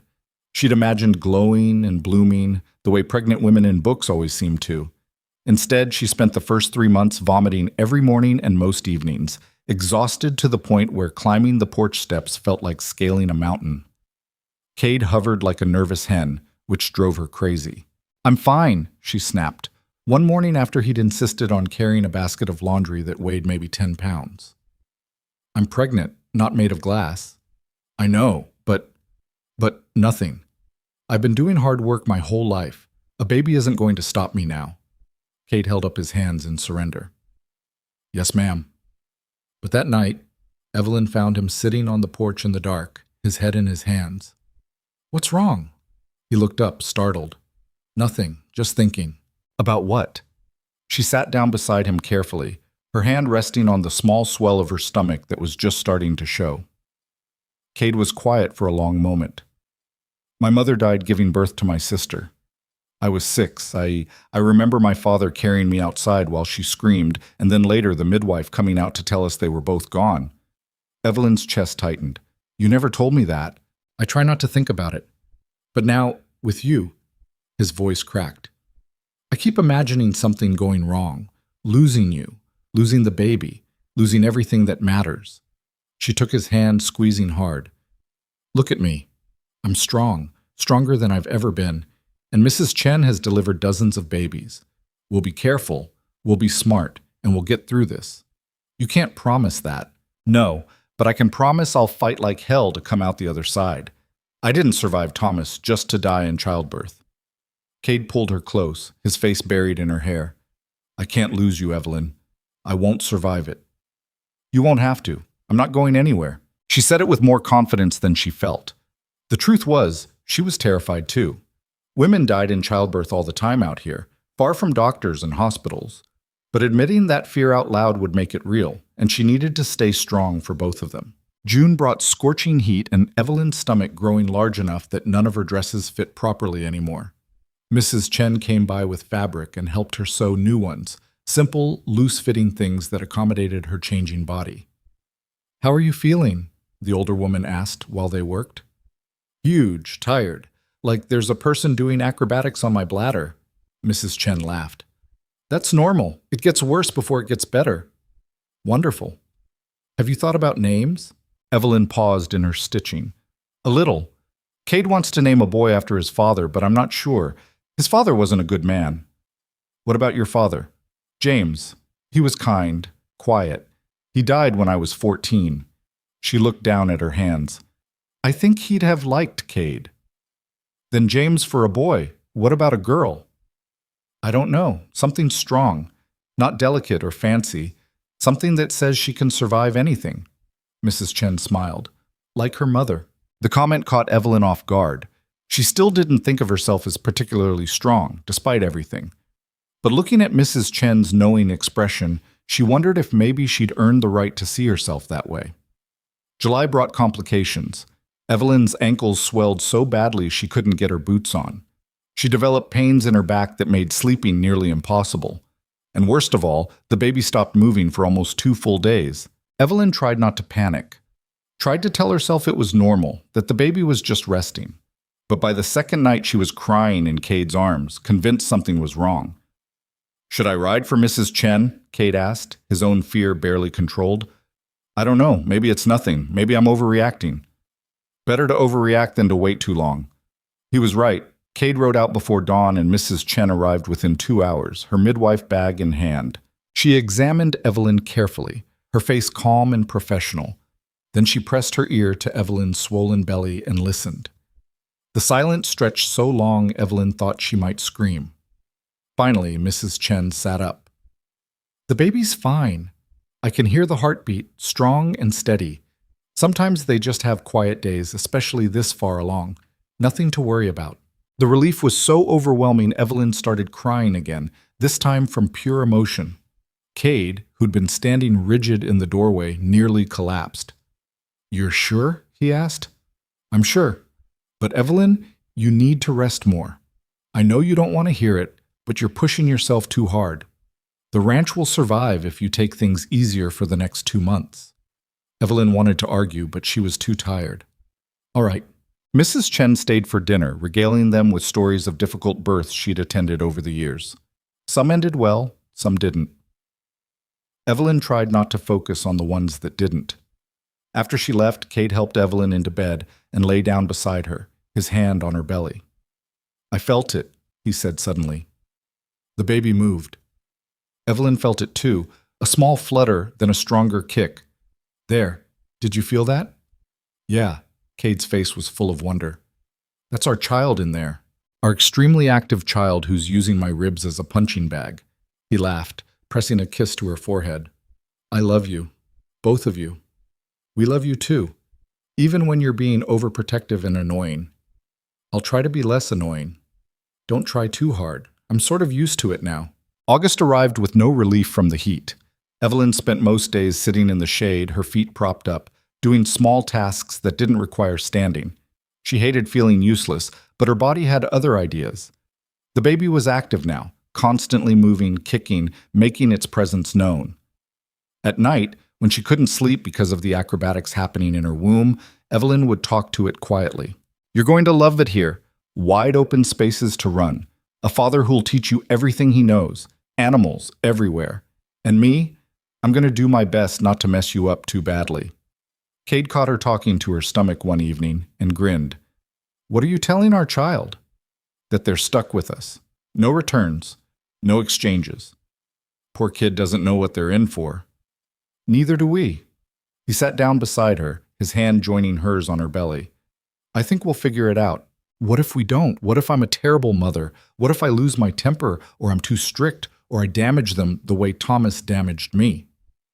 You won't, because you know what damage looks like. You know how it feels. You'll recognize the signs before they get bad. Cade tilted her chin up to look at him. And you won't be doing this alone. We're partners, remember? We'll raise this child together. When you're struggling, I'll step in. When I'm struggling, you'll step in. That's how this works. Evelyn leaned into him, taking comfort in his steadiness. I hope you're right. I'm always right. Just ask me. She laughed despite herself. You're impossible. But you love me anyway. Unfortunately, yes. September brought the first cool winds and the knowledge that the baby would arrive soon. Mrs. Chen estimated another 6 to 8 weeks, which meant a November baby. Evelyn tried not to think about giving birth in winter when snowstorms could trap them on the ranch for days. They spent the month preparing. Cade built a cradle from pine wood, sanding it until it was smooth as silk. Evelyn sewed tiny clothes, amazed at how small they were. Mrs. Patterson organized the women of Red Hollow to collect baby supplies, blankets, diapers, a few toys. The generosity overwhelmed Evelyn. She'd spent so long thinking she'd have to survive alone that having a community rally around her felt surreal. "You're one of us now," Mrs. Patterson said when Evelyn tried to thank her. "We take care of our own. One of us." Evelyn turned the phrase over in her mind later. When had she stopped being an outsider? When had Red Hollow become home? She couldn't pinpoint the exact moment. It had happened gradually, like everything else in her new life. Small kindnesses accumulating into belonging. October brought Evelyn's second anniversary in Colorado. She was enormous now, her belly so large she could barely see her own feet. Simple tasks like putting on shoes required Cade's help, which embarrassed her. "I'm useless," she complained one morning. "You're growing a human being. That's the opposite of useless." "I can't even reach the table properly. I'm all stomach." Cade laughed, earning himself a glare. "I'm sorry, but you're adorable when you're grumpy." "I'm not adorable. I'm huge and uncomfortable, and I sweat constantly, and I have to pee every 20 minutes. "Still adorable." Evelyn threw a dish rag at him, which he caught easily. "You're lucky I love you." "I am lucky. Luckiest man alive." His sincerity melted her irritation. She waddled over to him. There was no other word for how she moved now, and let him wrap his arms around her as best he could with her belly in the way. 2 years, she said quietly. 2 years since I stepped off that stagecoach convinced I was making the worst mistake of my life. And now? Now I know it was the best decision I ever made. Terrifying, but the best. They stood like that for a while, swaying slightly, until the baby kicked hard enough to make them both laugh. Early November brought the first snow. Not much, just a dusting that melted by noon, but enough to remind them winter was coming. Evelyn's back ached constantly now, and she had trouble sleeping more than an hour at a time. Mrs. Chen visited weekly, checking on her progress. "Any day now," she said after the last examination. "The baby's dropped. You're ready?" "How will I know when it's time?" "Oh, you'll know. Trust me." Evelyn didn't feel reassured. That night she woke to a strange sensation, not quite pain, but a tightening across her belly that made her gasp. She waited, and 10 minutes later it happened again. "Cade!" She shook his shoulder. "Cade, wake up!" He was instantly alert. "What's wrong?" I think it's starting." They both froze, staring at each other in the darkness. "Are you sure?" Another contraction hit, stronger this time. Evelyn gripped his hand hard. "Yes, I'm sure." Cade was out of bed and pulling on his clothes before she could blink. "I'm getting Mrs. Chen. Don't move. Just breathe. I'll be back as soon as I can." Cade, but he was already gone, racing out into the night. Evelyn sat in bed, alone, feeling the contractions build in intensity. They were still far apart, maybe 15 minutes, but they hurt more than she'd expected. She tried to remember what Mrs. Chen had told her about breathing, about staying calm. It didn't help much. An hour later, Cade returned with Mrs. Chen and Lily, who'd insisted on coming to help. The older woman took one look at Evelyn and nodded. "You're doing fine. This is normal. First babies take their time." "How long?" "Could be hours. Could be a day. Every labor is different." Evelyn wanted to cry. A day of this seemed impossible, but Mrs. Chen was right. The contractions continued through the morning, gradually getting closer together and more intense. Evelyn walked when she could, trying to help things along. She ate bits of food even though she wasn't hungry. She let Lily rub her back and Mrs. Chen check her progress. And through it all, Cade stayed close. He held her hand during contractions, brought her water, whispered encouragement when the pain got bad. "You're doing amazing," he kept saying. "I'm not. I'm dying." "You're not dying. You're bringing our child into the world. You're the strongest person I've ever known." By evening, the contractions were coming hard and fast, and Evelyn had stopped being polite about the pain. She screamed when she needed to, gripped Cade's hand hard enough to leave bruises, cursed fluently enough to make Mrs. Chen raise her eyebrows. "I can't do this," she gasped during a brief respite. "I can't. It's too much." "You can. You are." Cade's face was pale but determined. "You're almost there. Mrs. Chen says you're almost ready to push. I don't want to push. I want this to be over. Soon, I promise." But soon turned into another 2 hours of agony. Evelyn pushed until she thought she'd break, until she couldn't imagine having any strength left. The pain was beyond anything she'd experienced, worse than Thomas's worst beating, worse than anything she'd thought possible. And then just when she was certain she couldn't survive another minute, Mrs. Chen said, "The head's out. One more push, Evelyn. Just one more." Evelyn gathered every ounce of strength she had left and pushed with everything in her. The world narrowed to that single moment. The burn, the pressure, the overwhelming need to get this baby out. And then suddenly, relief. The baby slid free in a rush, and the room filled with the sound of crying. "It's a boy," Mrs. Chen announced, holding up a squalling, red-faced infant. "You have a son." Evelyn collapsed back against the pillows, barely able to process the words. A son. They had a son. Mrs. Chen cleaned the baby quickly, then placed him on Evelyn's chest. He was tiny and perfect, and screaming his lungs out, his little fists waving in protest at being born. "Hello?" Evelyn whispered, tears streaming down her face. "Hello, little one." The baby quieted at her voice, his unfocused eyes trying to find her face. Evelyn looked up to find Cade standing beside the bed, his own face wet with tears. "We have a son," he said, his voice breaking. "We have a son," Evelyn repeated. She looked down at the baby, memorizing every detail. "What should we name him?" Cade reached out tentatively, touching the baby's tiny hand. The infant's fingers wrapped around his father's finger instinctively, holding tight. "Caleb," Cade said. "It means faithful, loyal." "Caleb," Evelyn tested the name. "I like it. Caleb James, after my father." "Caleb James Whitaker." Cade smiled through his tears. "It's perfect." Mrs. Chen finished her work, cleaned everything up, and quietly shooed Lily out of the room. "I'll come back in the morning to check on you both. For now, rest. Both of you." After she left, Evelyn, Cade, and baby Caleb were alone for the first time. The baby had fallen asleep on Evelyn's chest, his breathing soft and even. Cade sat on the edge of the bed, one hand on Evelyn's shoulder, the other resting gently on their son's back. "You did it," he whispered. "You were incredible." I screamed a lot. "You were still incredible." He leaned down and kissed her forehead. "I love you. I've never been more proud of anyone in my life."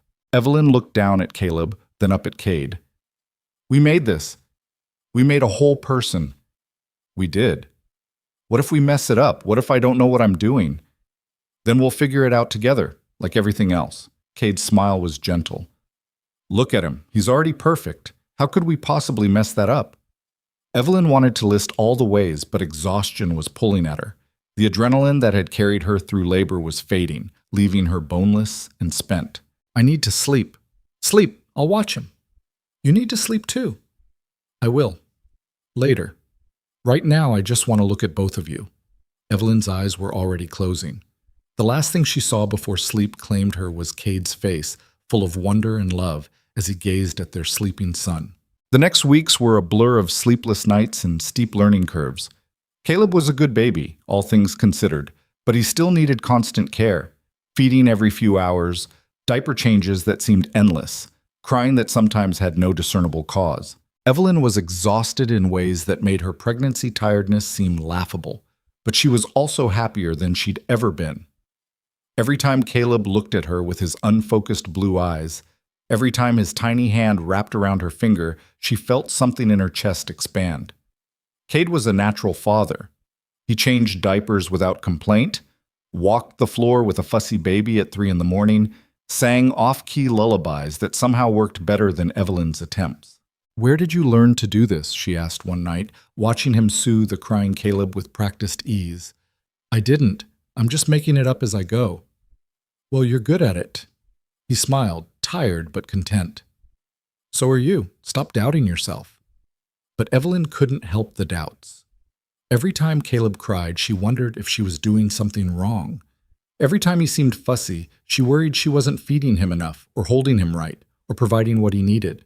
Mrs. Chen, visiting frequently, finally pulled her aside. You need to stop this. Stop what? Waiting for yourself to fail. You're a good mother, Evelyn. Caleb is healthy and happy and loved. That's all that matters. But what if nothing? You survived abuse, built a new life, gave birth without complications, and you're raising a beautiful child. When are you going to give yourself credit for that? The words hit hard. Evelyn realized she'd been so focused on not becoming Thomas, on not repeating the damage done to her, that she'd forgotten to see the good she was actually doing. That night, holding Caleb while he slept, she whispered to him, I'm not perfect. I'm going to make mistakes. But I promise you'll always be safe, always be loved, and you'll never ever be afraid in your own home. Caleb sighed in his sleep, his little face peaceful, and Evelyn felt something settle in her chest, a certainty that maybe, just maybe, she was going to be okay at this. December brought heavy snow and a Christmas unlike any Evelyn had ever known. They stayed home, just the three of them, and it was perfect. Cade carved wooden toys for Caleb, even though the baby was too young to appreciate them. Evelyn made a special dinner, and they spent the day as a family, marveling at the small life they'd created.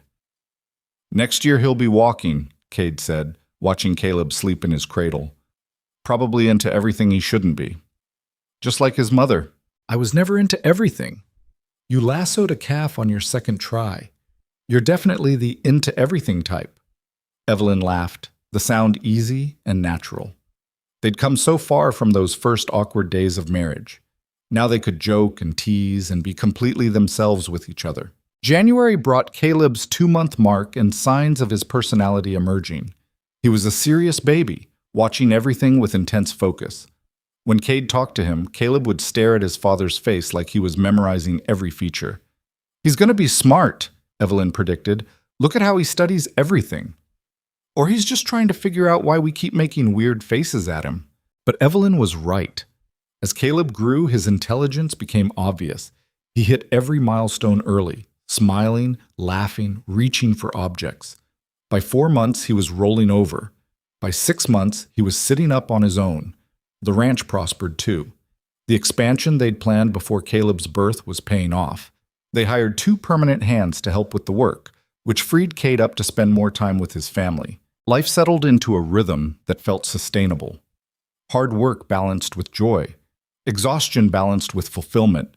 The struggles of new parenthood balanced with moments of pure wonder. One evening in late spring, when Caleb was nearly 7 months old, Evelyn stood on the porch watching the sunset. Cade came up behind her, wrapping his arms around her waist. What are you thinking about? Everything. How different my life is now. How 2.5 years ago I was terrified and broken, and now I have all this. She gestured at the ranch, at Caleb playing with Bear in the yard under careful supervision. Sometimes it doesn't feel real. It's real. You made it real. You chose to be brave, and everything else followed. Evelyn turned in his arms to face him. We made it real. Together. He kissed her softly. Together. Caleb let out a squeal of delight, having discovered that Bear's tale was very interesting. They both laughed, watching their son explore his world with fearless curiosity. He's never going to know what I came from, Evelyn said quietly. He'll never know about Thomas or Boston or any of it. He'll just know this: safety and love and wide open spaces. That's how it should be. You broke the cycle. You made sure he'd have a better life than you did. We made sure. Cade pulled her closer. Yeah, we did. The sun sank lower, painting the prairie in shades of gold and orange. Caleb laughed again, and Bear barked in response. Somewhere in the distance, cattle lowed softly. The wind carried the smell of growing things, of life renewing itself after winter. Evelyn breathed it all in, holding tight to this moment. She'd traveled so far from that frightened girl on the stagecoach, had become someone she never imagined she could be, a wife, a mother, a partner in building something that mattered. The bruises were long gone. The fear had faded to manageable shadows, and in their place was something she'd once thought impossible, a life worth living, a family worth fighting for. a future that stretched out bright and full of promise. She'd found her home. The years moved faster than Evelyn expected. Caleb turned 1, then 2, learning to walk and talk and get into everything just as she'd predicted. By the time he was 3, he was helping Cade feed the chickens and following Bear around like the dog was his best friend. And then, one spring morning when Caleb was 4, Evelyn realized her monthly courses were late again. She didn't tell Cade right away, waited until she was certain, until the familiar nausea confirmed what she already suspected. When she finally broke the news over breakfast, Cade's face lit up with the same joy he'd shown the first time. Another one? Another one.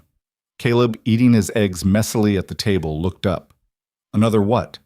Evelyn exchanged a glance with Cade, then smiled at their son. You're going to be a big brother. Caleb's eyes widened. Really? When? Not for a while yet. Maybe around Christmas time. Can it be a brother?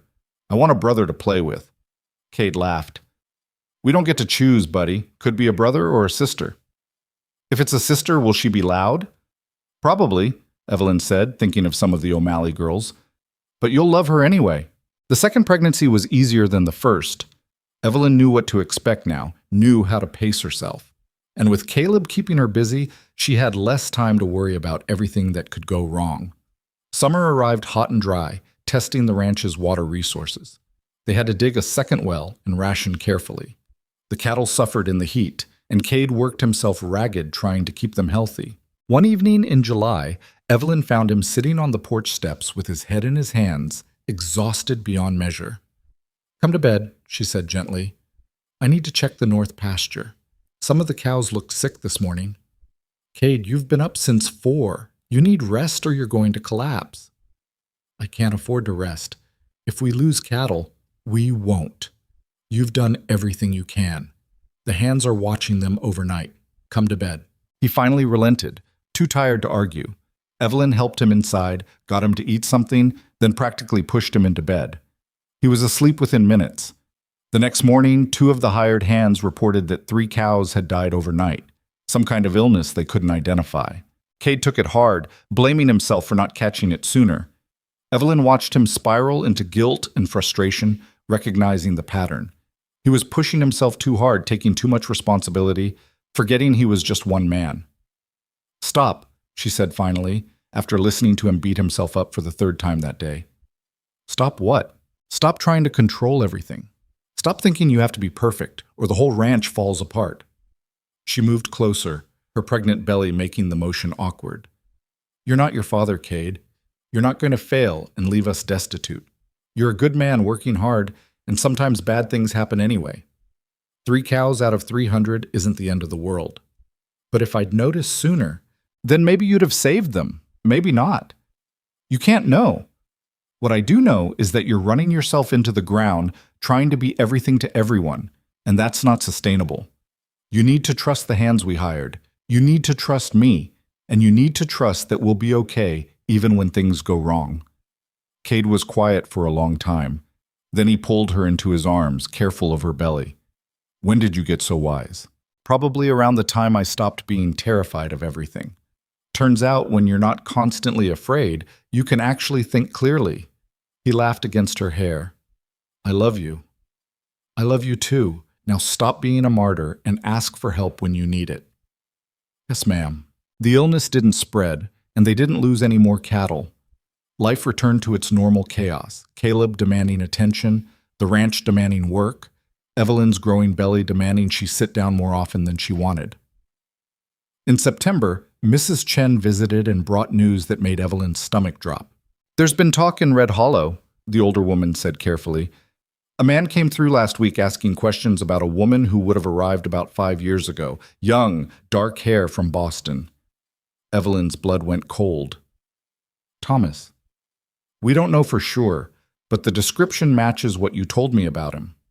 Cade, who'd been working on the cradle he was building for the new baby, stood up slowly. What did people tell him? Nothing. Nobody in Red Hollow knows Evelyn's story except me, and I certainly didn't say anything. He left heading south, so he's probably long gone by now. But he was here. Evelyn's hands were shaking. He was looking for me. After Mrs. Chen left, Evelyn couldn't settle. She paced the cabin, her mind racing with worst-case scenarios. What if Thomas came back? What if he found the ranch? What if he tried to take her back or hurt Cade or Evelyn? Cade caught her hand, stopping her frantic movement. Look at me. She met his eyes, her own wild with fear. He can't hurt you anymore. Even if he shows up here, he can't touch you. You're not that scared girl from Boston. You're a woman who knows how to shoot, who survived childbirth, who runs a ranch, and you're not alone. I'm here. The hands are here. If Thomas is stupid enough to come to our property, he'll regret it. But what if? No what ifs. We'll deal with it if it happens. Until then, we're not going to live in fear of a man who doesn't deserve that power over us. Evelyn took a shaky breath, trying to center herself. Cade was right. She'd spent too long being afraid of Thomas. She wouldn't let him steal her peace now, even from a distance. Okay, she said. Okay. But that night, she made sure the rifle was loaded and within easy reach. October brought cooler weather and no sign of Thomas. Evelyn started to relax, convincing herself he'd moved on. Maybe he'd just been passing through. Maybe he wasn't even looking for her specifically. Then, on a crisp morning in late October, a lone rider appeared on the horizon. Evelyn was hanging laundry, Caleb playing nearby with his wooden horses. She saw the rider approaching and her instinct screamed danger. She grabbed Caleb's hand. Inside! Now! But Mama! Now, Caleb. Something in her tone made him obey without further argument. Evelyn got him inside, told him to stay in his room, then grabbed the rifle. By the time the rider reached the house, she was standing on the porch with the gun aimed at his chest. It was Thomas. He looked older, harder, with lines around his eyes that hadn't been there before. But it was definitely him. The man who'd made her life hell for 7 years was sitting on a horse 30 feet from her home. Evelyn. His voice was the same, cold, controlled. You're looking well. Get off my property. Is that any way to greet family? I've come a long way to find you. I don't care if you've come from hell itself. Turn around and leave. Thomas dismounted slowly, his hands visible. I just want to talk. We have nothing to talk about. Evelyn's finger moved to the trigger. I'm not that scared girl anymore, Thomas. I will shoot you if you take another step. He paused, assessing her. Whatever he saw on her face made him stop advancing. 5 years and you're still angry. I thought you'd have grown up by now. Grown up? You beat me for 7 years. You broke my ribs, gave me bruises I had to hide, made me believe I was worthless. And you think I should be over it? I gave you a home when you had nothing, fed you, clothed you. You made my life hell. The words ripped out of her. You terrorized me every single day, and now you show up here expecting what? Gratitude? Forgiveness? Cade appeared around the side of the barn, alerted by the raised voices. He took in the scene, Evelyn with the rifle, Thomas standing in the yard, and his expression went deadly calm. That's far enough, he said quietly, his own rifle appearing in his hands. My wife told you to leave. I suggest you listen. Thomas looked between them, his face twisting with something ugly. So this is what you ran to. A dirt-poor rancher in the middle of nowhere. You could have stayed in Boston, had a comfortable life. Comfortable? Evelyn laughed, bitter and sharp. Is that what you call it? I'd rather die out here than spend one more day under your roof. You ungrateful. Choose your next words carefully, Cade interrupted, his voice like steel. You're on my land, threatening my wife, and I've got a rifle pointed at your chest. The only reason you're still breathing is because Evelyn hasn't pulled her trigger yet. Thomas's jaw clenched. She stole from me. Money from my coat. That's theft. Consider it payment for 7 years of abuse. Now get on your horse and ride away. If I ever see you near my family again, I won't be as generous as my wife is being right now. For a long moment, Thomas just stood there. Evelyn could see him calculating, trying to figure out if he could regain control of the situation. But 2 rifles pointed at him. Evelyn's steady hands, Cade's protective fury. He was outmatched, and he knew it. You'll regret this, Thomas said finally. Both of you. The only thing I regret, Evelyn said clearly, is not leaving you sooner. Now get out of my sight before I change my mind about shooting you. Thomas mounted his horse with jerky, angry movements, but before he rode off, he looked at Evelyn one last time. You think you're free? You'll never be free of me. I'll always be there, in your head, reminding you of what you are. You're right, Evelyn said, surprising him. You probably will always be there, somewhere in my mind. But you know what? You're getting smaller every day. Every morning I wake up safe. Every night I go to bed without fear. You lose more power. You're nothing but a bad memory now, Thomas, and memories can't hurt me anymore. She watched him ride away, her rifle still trained on his back until he disappeared over the ridge. Only then did she lower the gun, her hands starting to shake with delayed reaction. Cade was beside her immediately, taking the rifle and pulling her into his arms. You okay? I don't know. Ask me in an hour when I stop shaking. You were incredible, so strong. I didn't feel strong. I felt terrified. Being brave doesn't mean you're not scared. It means you're scared, and you do it anyway. He pulled back to look at her. You faced the man who destroyed you for years, and you didn't back down. You didn't let him have power over you. That's strength, Evelyn. She leaned into him, letting herself feel the fear now that the danger had passed. He said, I'll never be free of him. He's wrong. You're free. Look what you've built here. A life, a family, a home. He can't touch any of that. All he can do is ride away knowing he lost. Caleb appeared in the doorway, his face worried. Mama, who was that man?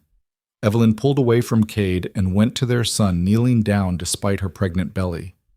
Someone from my old life. But he's gone now, and he's never coming back. Was he bad? Yes, but we're safe. Your papa and I made sure of that. Caleb hugged her tight. Papa's the strongest person in the world. He can fight anyone. Over their son's head, Evelyn met Cade's eyes. He looked shaken but resolute, and she realized something important. Thomas had come here to reclaim his power over her, to prove she still belonged to him. Instead, he'd seen how completely she'd escaped him, how loved she was, how protected, how strong she'd become. He'd seen that he'd lost. That night, after Caleb was asleep, Evelyn and Cade sat by the fire. She was still processing everything, still working through the emotions.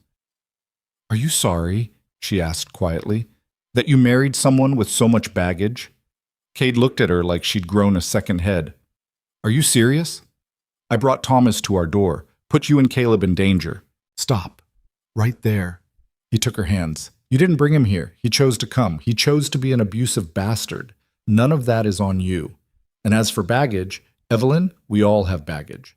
I watched my father beat my mother. You survived your cousin's abuse. Those experiences shaped who we are, but they don't define our worth. Sometimes I still feel broken. You're not broken. You're healing, and healing isn't a straight line. Some days you'll feel strong. Some days you'll struggle. That's okay. I'm not going anywhere. Evelyn rested her head on his shoulder. I love you. I don't say it enough, but I do. I know. And I love you too, baggage and all. They sat there until the fire burned low, finding comfort in each other's presence. And when they finally went to bed, Evelyn slept better than she had in days. Thomas had tried one last time to control her, and she'd won. That felt like closing a door she'd left ajar for too long. November brought Evelyn's labor, earlier than expected, but not dangerously so. This birth was faster than Caleb's, only 6 hours of hard labor before a daughter entered the world screaming her displeasure. She's got lungs, Mrs. Chen said approvingly, cleaning the baby.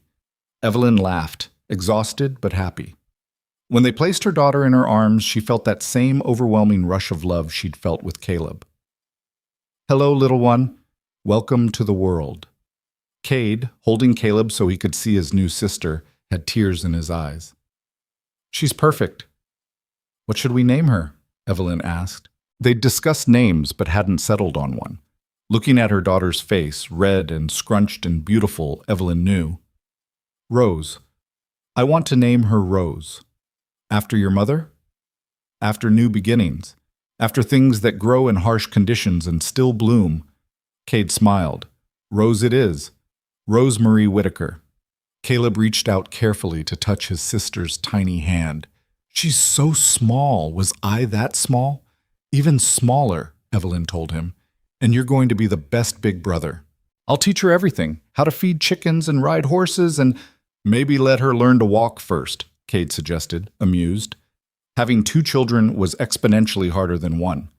Rose was a fussy baby, unlike Caleb, who'd been relatively calm. She cried frequently, struggled with feeding, and rarely slept more than 2 hours at a stretch. Evelyn was exhausted. Some days she barely had time to eat, let alone keep up with ranch work. Cade took on more than his share, but even he couldn't do everything. One particularly bad night, when Rose had been crying for 3 hours straight and nothing would soothe her, Evelyn finally broke down. "I can't do this," she sobbed to Cade. "I'm a terrible mother. I can't even figure out what's wrong with my own daughter." "You're not a terrible mother. She's just a difficult baby. Some babies are like that." Caleb was never like this. "Every child is different. This isn't your fault." But Evelyn felt like it was. Felt like she was failing her daughter, failing her family. The exhaustion made everything worse, made her doubt everything she'd built. Mrs. Chen, visiting the next day, took one look at Evelyn and immediately took charge. "You need rest, real rest. When's the last time you slept more than 2 hours?" "I don't know. A week ago?" "That stops now. Lily and I are staying for the next 2 days. You're going to sleep, eat proper meals, and let us handle the babies. No arguments." Evelyn wanted to protest, but she was too tired. She let Mrs. Chen put her to bed and slept for 14 hours straight. When she woke, she felt more human. Still tired, but functional. And watching Lily successfully calm Rose with techniques Evelyn hadn't tried, she realized something important. She didn't have to do this alone. Asking for help wasn't failure. It was wisdom. Over the next weeks, she accepted help more readily. Mrs. Chen came by twice a week. Mrs. Patterson sent over meals. Even the hired hands' wives offered to watch Caleb for a few hours here and there. And slowly, Evelyn found her footing again. Rose settled down as she got older, her crying fits becoming less frequent. Caleb adjusted to being a big brother. The household found a new rhythm. By Christmas, things felt manageable again. The years that followed brought both challenges and joy. Caleb grew into a bright, curious boy who loved the ranch and everything about it. Rose grew into a fearless little girl who followed her brother everywhere and wasn't afraid of anything. Not horses, not cattle, not even Bear when he accidentally knocked her over. The ranch prospered. They expanded again, hired more permanent hands, became one of the most successful operations in the territory. Evelyn managed the books and the household while Cade oversaw the physical work. They were true partners in every sense, but success brought new pressures. Neighboring ranchers sometimes resented their prosperity. There were occasional conflicts over water rights, grazing boundaries, cattle that wandered onto other properties. One spring evening, when Caleb was 7 and Rose was 3, a group of riders from a neighboring ranch showed up drunk and angry, accusing Cade of stealing their cattle. Evelyn, watching from the window, saw the situation escalating. Cade was trying to stay calm, but the men were getting louder, more aggressive. She grabbed the rifle and stepped onto the porch. "Gentlemen," she said clearly, "you need to leave. Now." One of them laughed. "This is men's business, lady. Go back inside. This is my ranch too, and I'm telling you to leave before things get ugly." "You gonna shoot us?" "If I have to." She raised the rifle, aimed at the leader. "My husband is trying to be diplomatic. I'm less patient. You have 10 seconds to get on your horses and ride away." The men exchanged glances, trying to decide if she was bluffing. 1-1, Evelyn began counting. 2, 3. By 5, they were mounting up. By 7, they were riding away, throwing curses over their shoulders. Cade came up onto the porch, equal parts impressed and amused. "That's the second time you've pointed a gun at someone on our property. And I'd do it again. Nobody threatens my family. You know they might come back. Let them. Next time I won't count as high." She wasn't just talking tough. Evelyn had learned that sometimes peace required the willingness to fight. She wouldn't start conflicts, but she damn sure wouldn't back down from them either. That summer, when Caleb was 8, he asked Evelyn about her past. They were sitting by the creek, just the two of them, watching the water flow. "Mama, why don't we have any family besides us? No grandparents or aunts or uncles?" Evelyn had known this conversation would come eventually. She'd practiced how she'd handle it. But now, faced with her son's innocent question, the rehearsed answers felt hollow. "My parents died when I was young," she said carefully. "And after that, I lived with my cousin for a while. But he wasn't a kind man. He hurt me, and I had to leave to be safe." Caleb's face scrunched up. "He hurt you? Like hitting?" "Yes, like hitting. Why would anyone hurt you? You're the best mama in the world. Evelyn's throat tightened. Some people hurt others because they're angry or sad or broken inside. It doesn't make it right, but that's why it happens. What's important is that I got away from him and found your papa, and now we're safe. Is he the man who came to our house that time? When I was little. She was surprised he remembered that. Yes, that was him. You pointed a gun at him. I did. Good. He deserved it. Caleb was quiet for a moment. Mama, I promise I'll never hurt anyone like that. Papa and I will always keep you safe. Evelyn pulled him into a hug, this serious boy with his father's eyes and his own fierce heart. I know you will, sweetheart. You're nothing like him. You're kind and gentle and good. Like Papa. Yes, exactly like your papa. As Caleb grew older, Evelyn saw more and more of Cade in him, the same steady temperament, the same work ethic, the same inherent kindness. But she saw pieces of herself too, in his determination and his protective streak toward his little sister. Rose, meanwhile, was pure wildfire. By the time she was 5, she could ride as well as boys twice her age. She had no fear and a stubborn streak that drove everyone crazy. She's going to give us gray hair, Cade said one evening after Rose had been caught trying to lasso one of the barn cats. She's spirited. She's reckless. She's 5, and she's learning boundaries. Very slowly. But Evelyn loved Rose's fearlessness, loved that her daughter would never know what it felt like to be afraid in her own home, to walk on eggshells, to make herself small to avoid anger. Rose would grow up knowing she was allowed to take up space, to be loud, to be herself without apology. That was worth all the gray hairs in the world. The winter Caleb turned 10, Mrs. Chen passed away in her sleep. The whole community mourned her loss, but Evelyn felt it especially hard. The woman who'd helped deliver both her children, who'd taught her so much about being a mother, who'd been a true friend. Gone. At the funeral, Evelyn stood with Cade and the children, listening to people share memories. When it was her turn to speak, she almost couldn't. Mrs. Chen saved my life, she said finally, not just by helping with my children, but by showing me what real kindness looked like. She never judged me for my past, never made me feel less than. She just accepted me and helped me become someone I could be proud of. Later at the reception, Mr. Chen took Evelyn aside. She thought of you as a daughter, the daughter she never had. She was so proud of the woman you became. The words broke something open in Evelyn's chest. She cried then, properly grieved, for the mother figure she'd found and lost. Cade held her that night while she wept. It's not fair, she said. She was good, truly good. Why do good people die while terrible people like Thomas get to keep living? I don't know. Life isn't fair. But she made a difference while she was here. Look at how many lives she touched, how many babies she helped bring into the world safely. That matters. Her legacy matters. I want to matter like that. I want my life to mean something. It already does. You matter to me, to our children, to everyone who knows you. You've turned a frightened girl into a strong woman. You've raised 2 incredible kids. You've built a life from nothing. That all matters. Evelyn absorbed his words, trying to believe them. And as the grief slowly eased, she found comfort in the idea that maybe Cade was right. Maybe she didn't need to do grand things to matter. Maybe just living well, loving deeply, and being there for the people who needed her was enough. The years continued their relentless march forward. Caleb grew into a teenager, tall and serious and responsible beyond his years. Rose grew from a reckless 5-year-old into an equally reckless 12-year-old who could outride most of the hired hands. And Evelyn and Cade grew older together, their hair showing gray, their bodies carrying the wear of hard work and harder winters. One evening, when Caleb was 15 and Rose was 10, the whole family sat on the porch watching the sunset. It had become a tradition over the years, ending the day together, talking about nothing and everything. I want to go to university, Caleb announced suddenly. Study animal husbandry and business, learn new techniques for the ranch. Evelyn's heart clenched. She'd known this was coming. Caleb was bright, ambitious. But the thought of him leaving made her chest tight.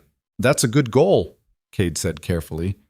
There's a school in Denver that has a strong program. Denver's far, Rose said, frowning. Who's going to help me with the horses if you're gone? You'll manage. You're better with horses than I am, anyway. True, Rose grinned. but I'll still miss you. After the children went to bed, Evelyn leaned against Cade. You're growing up. That's what kids do. I know. It's just, I feel like I blinked and suddenly Caleb's almost a man. Where did the time go? Into building this. All of this. Cade gestured at the ranch, at the life they'd created. We did good, Evelyn. Look at our children. They're happy, healthy, confident. They know they're loved. That's everything. Evelyn thought about the frightened woman she'd been 18 years ago, stepping off that stagecoach with bruises hidden under her clothes and terror lodged in her throat. She'd been so certain she was making a mistake, so convinced this was just another trap. Instead, it had been salvation. I never thanked you properly, she said quietly. For what? For being patient, for giving me space to heal, for loving me even when I couldn't love myself, for building this life with me. She turned to look at him. You saved me, Cade. In every way a person can be saved. We saved each other. I was dying of loneliness before you came. Now I have everything I never knew I needed. He kissed her temple. Thank you for taking a chance on a lonely rancher with more hope than sense. They sat there as the stars came out, holding hands, comfortable in the silence. 18 years of marriage had taught them that sometimes the most important conversations happened without words.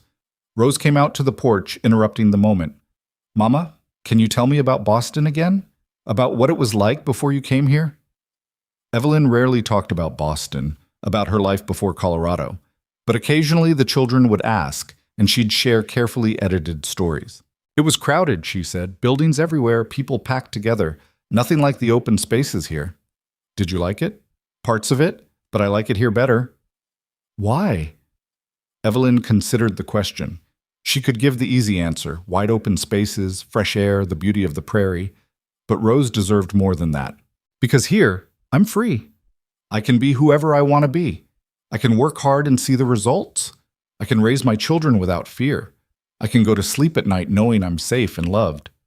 That's worth more than anything Boston ever offered me. Rose nodded thoughtfully. I'm glad you came here.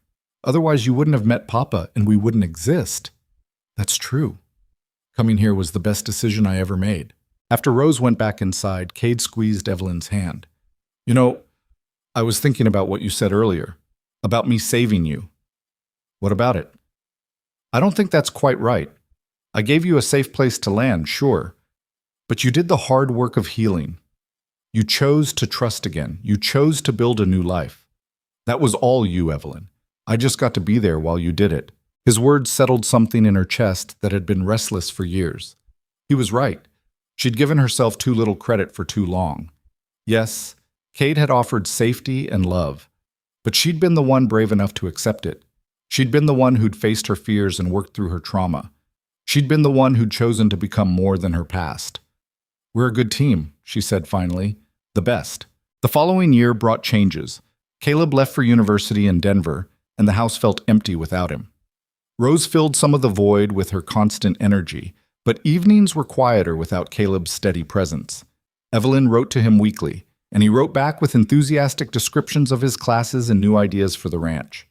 Reading his letters, she felt proud and sad in equal measure. Her boy was becoming a man, finding his own path. Rose, now 11 and as wild as ever, started showing interest in training horses. She had a natural gift for it, a patience with animals that contrasted sharply with her impatience with people. She's going to be something special, one of the hired hands told Evelyn. Never seen a kid her age handle difficult horses like that. Evelyn watched her daughter work with a skittish mare, speaking softly, moving slowly, earning trust through persistence and gentleness. And she realized Rose was learning the same lesson Evelyn had learned years ago, that fear could be overcome with patience and time. That winter was brutal, one of the worst they'd seen in years. They lost a dozen cattle to the cold despite their best efforts. The work was relentless, the conditions dangerous. One evening in February, Cade came in from checking on the herd looking worse than Evelyn had ever seen him. He was pale, sweating despite the cold, clutching his left arm. Cade? She was at his side immediately. What's wrong? Chest hurts, arm feels funny. Evelyn's blood went cold. She'd heard about heart problems, knew the signs. Sit down, now. Rose, ride to the O'Malleys and tell them to fetch the doctor from Red Hollow. Fast. Rose was out the door without question, and Evelyn focused on Cade. She helped him to the bed, loosened his clothes, tried to keep him calm while panic threatened to overwhelm her. Not him. Please, not him. I'm fine, Cade insisted, but his voice was weak. Just need rest. You need a doctor. Stop being stubborn. The doctor arrived 2 hours later, the longest 2 hours of Evelyn's life. He examined Cade thoroughly, asked questions, listened to his chest. Your heart's strained, he said finally. Not a full attack, but a warning. You need to take it easy for the next few months. No heavy work, lots of rest. I have a ranch to run. You have a wife and hired hands to run it, Evelyn interrupted. You're resting. That's not negotiable. The look Cade gave her was equal parts frustrated and fond. You've gotten bossy in your old age. I've always been bossy. You just didn't notice because I was also scared. Now I'm just bossy. She turned to the doctor. What else do we need to do? Over the next months, Evelyn took charge of the ranch in ways she never had before. She'd always helped with the business side, but now she was making decisions about cattle, about hiring, about every aspect of operations. She was good at it, better than she'd expected. The hands respected her, followed her orders without question, and the ranch continued to function smoothly despite Cade's forced rest. You're enjoying this, Cade observed one evening, watching her review the books. Enjoying what? Running things, being in charge. Evelyn considered denying it, then shrugged. Maybe a little. It's nice to know I can do it if I need to. You can do anything you set your mind to. I've known that for years. By the time Cade was cleared to return to work, they'd established a new division of labor. Evelyn handled more of the day-to-day decisions, while Cade focused on the physical work he loved. It balanced better, neither of them carrying too much burden alone. We should have done this years ago, Evelyn said. Probably. But we got here eventually. That's what matters. Caleb returned from university that summer with a degree in ideas for modernizing the ranch. Some of his suggestions made Cade skeptical, but Evelyn encouraged their son to try. Things change, she told Cade. We have to change with them or get left behind. When did you become so progressive? Around the time I realized staying stuck in the past never helped anyone. Caleb's innovations worked. The ranch became even more profitable, and father and son found new ways to work together. Watching them, Evelyn felt content. Her family was thriving. Her life had exceeded every expectation. Rose, now 16, announced she didn't want to get married. I want to run my own ranch someday, train horses. I don't need a husband for that. Some mothers might have been scandalized. Evelyn just smiled. Then don't get married. Build whatever life makes you happy. You're not disappointed? Why would I be? You're smart and capable, and you know what you want. That's all I ever hoped for you, to be strong enough to choose your own path. Rose hugged her tight. I want to be like you when I grow up. The words caught Evelyn off guard. Like me? Strong, brave, someone who survived bad things and still built a good life. Rose pulled back to look at her. Caleb told me some of it, about your cousin, about how you had to run away, and you still became this amazing person who everyone respects. That's what I want, to be someone people respect. Evelyn's eyes filled with tears. She'd spent so many years thinking of herself as damaged, broken, less than. But to her daughter, she was a role model. You're already someone people respect, she said, and you're going to do amazing things. I know it. The years continued their steady march. Caleb got married to a smart woman from Denver and brought her to the ranch. Rose started her own horse training business and became known throughout the territory for her skill.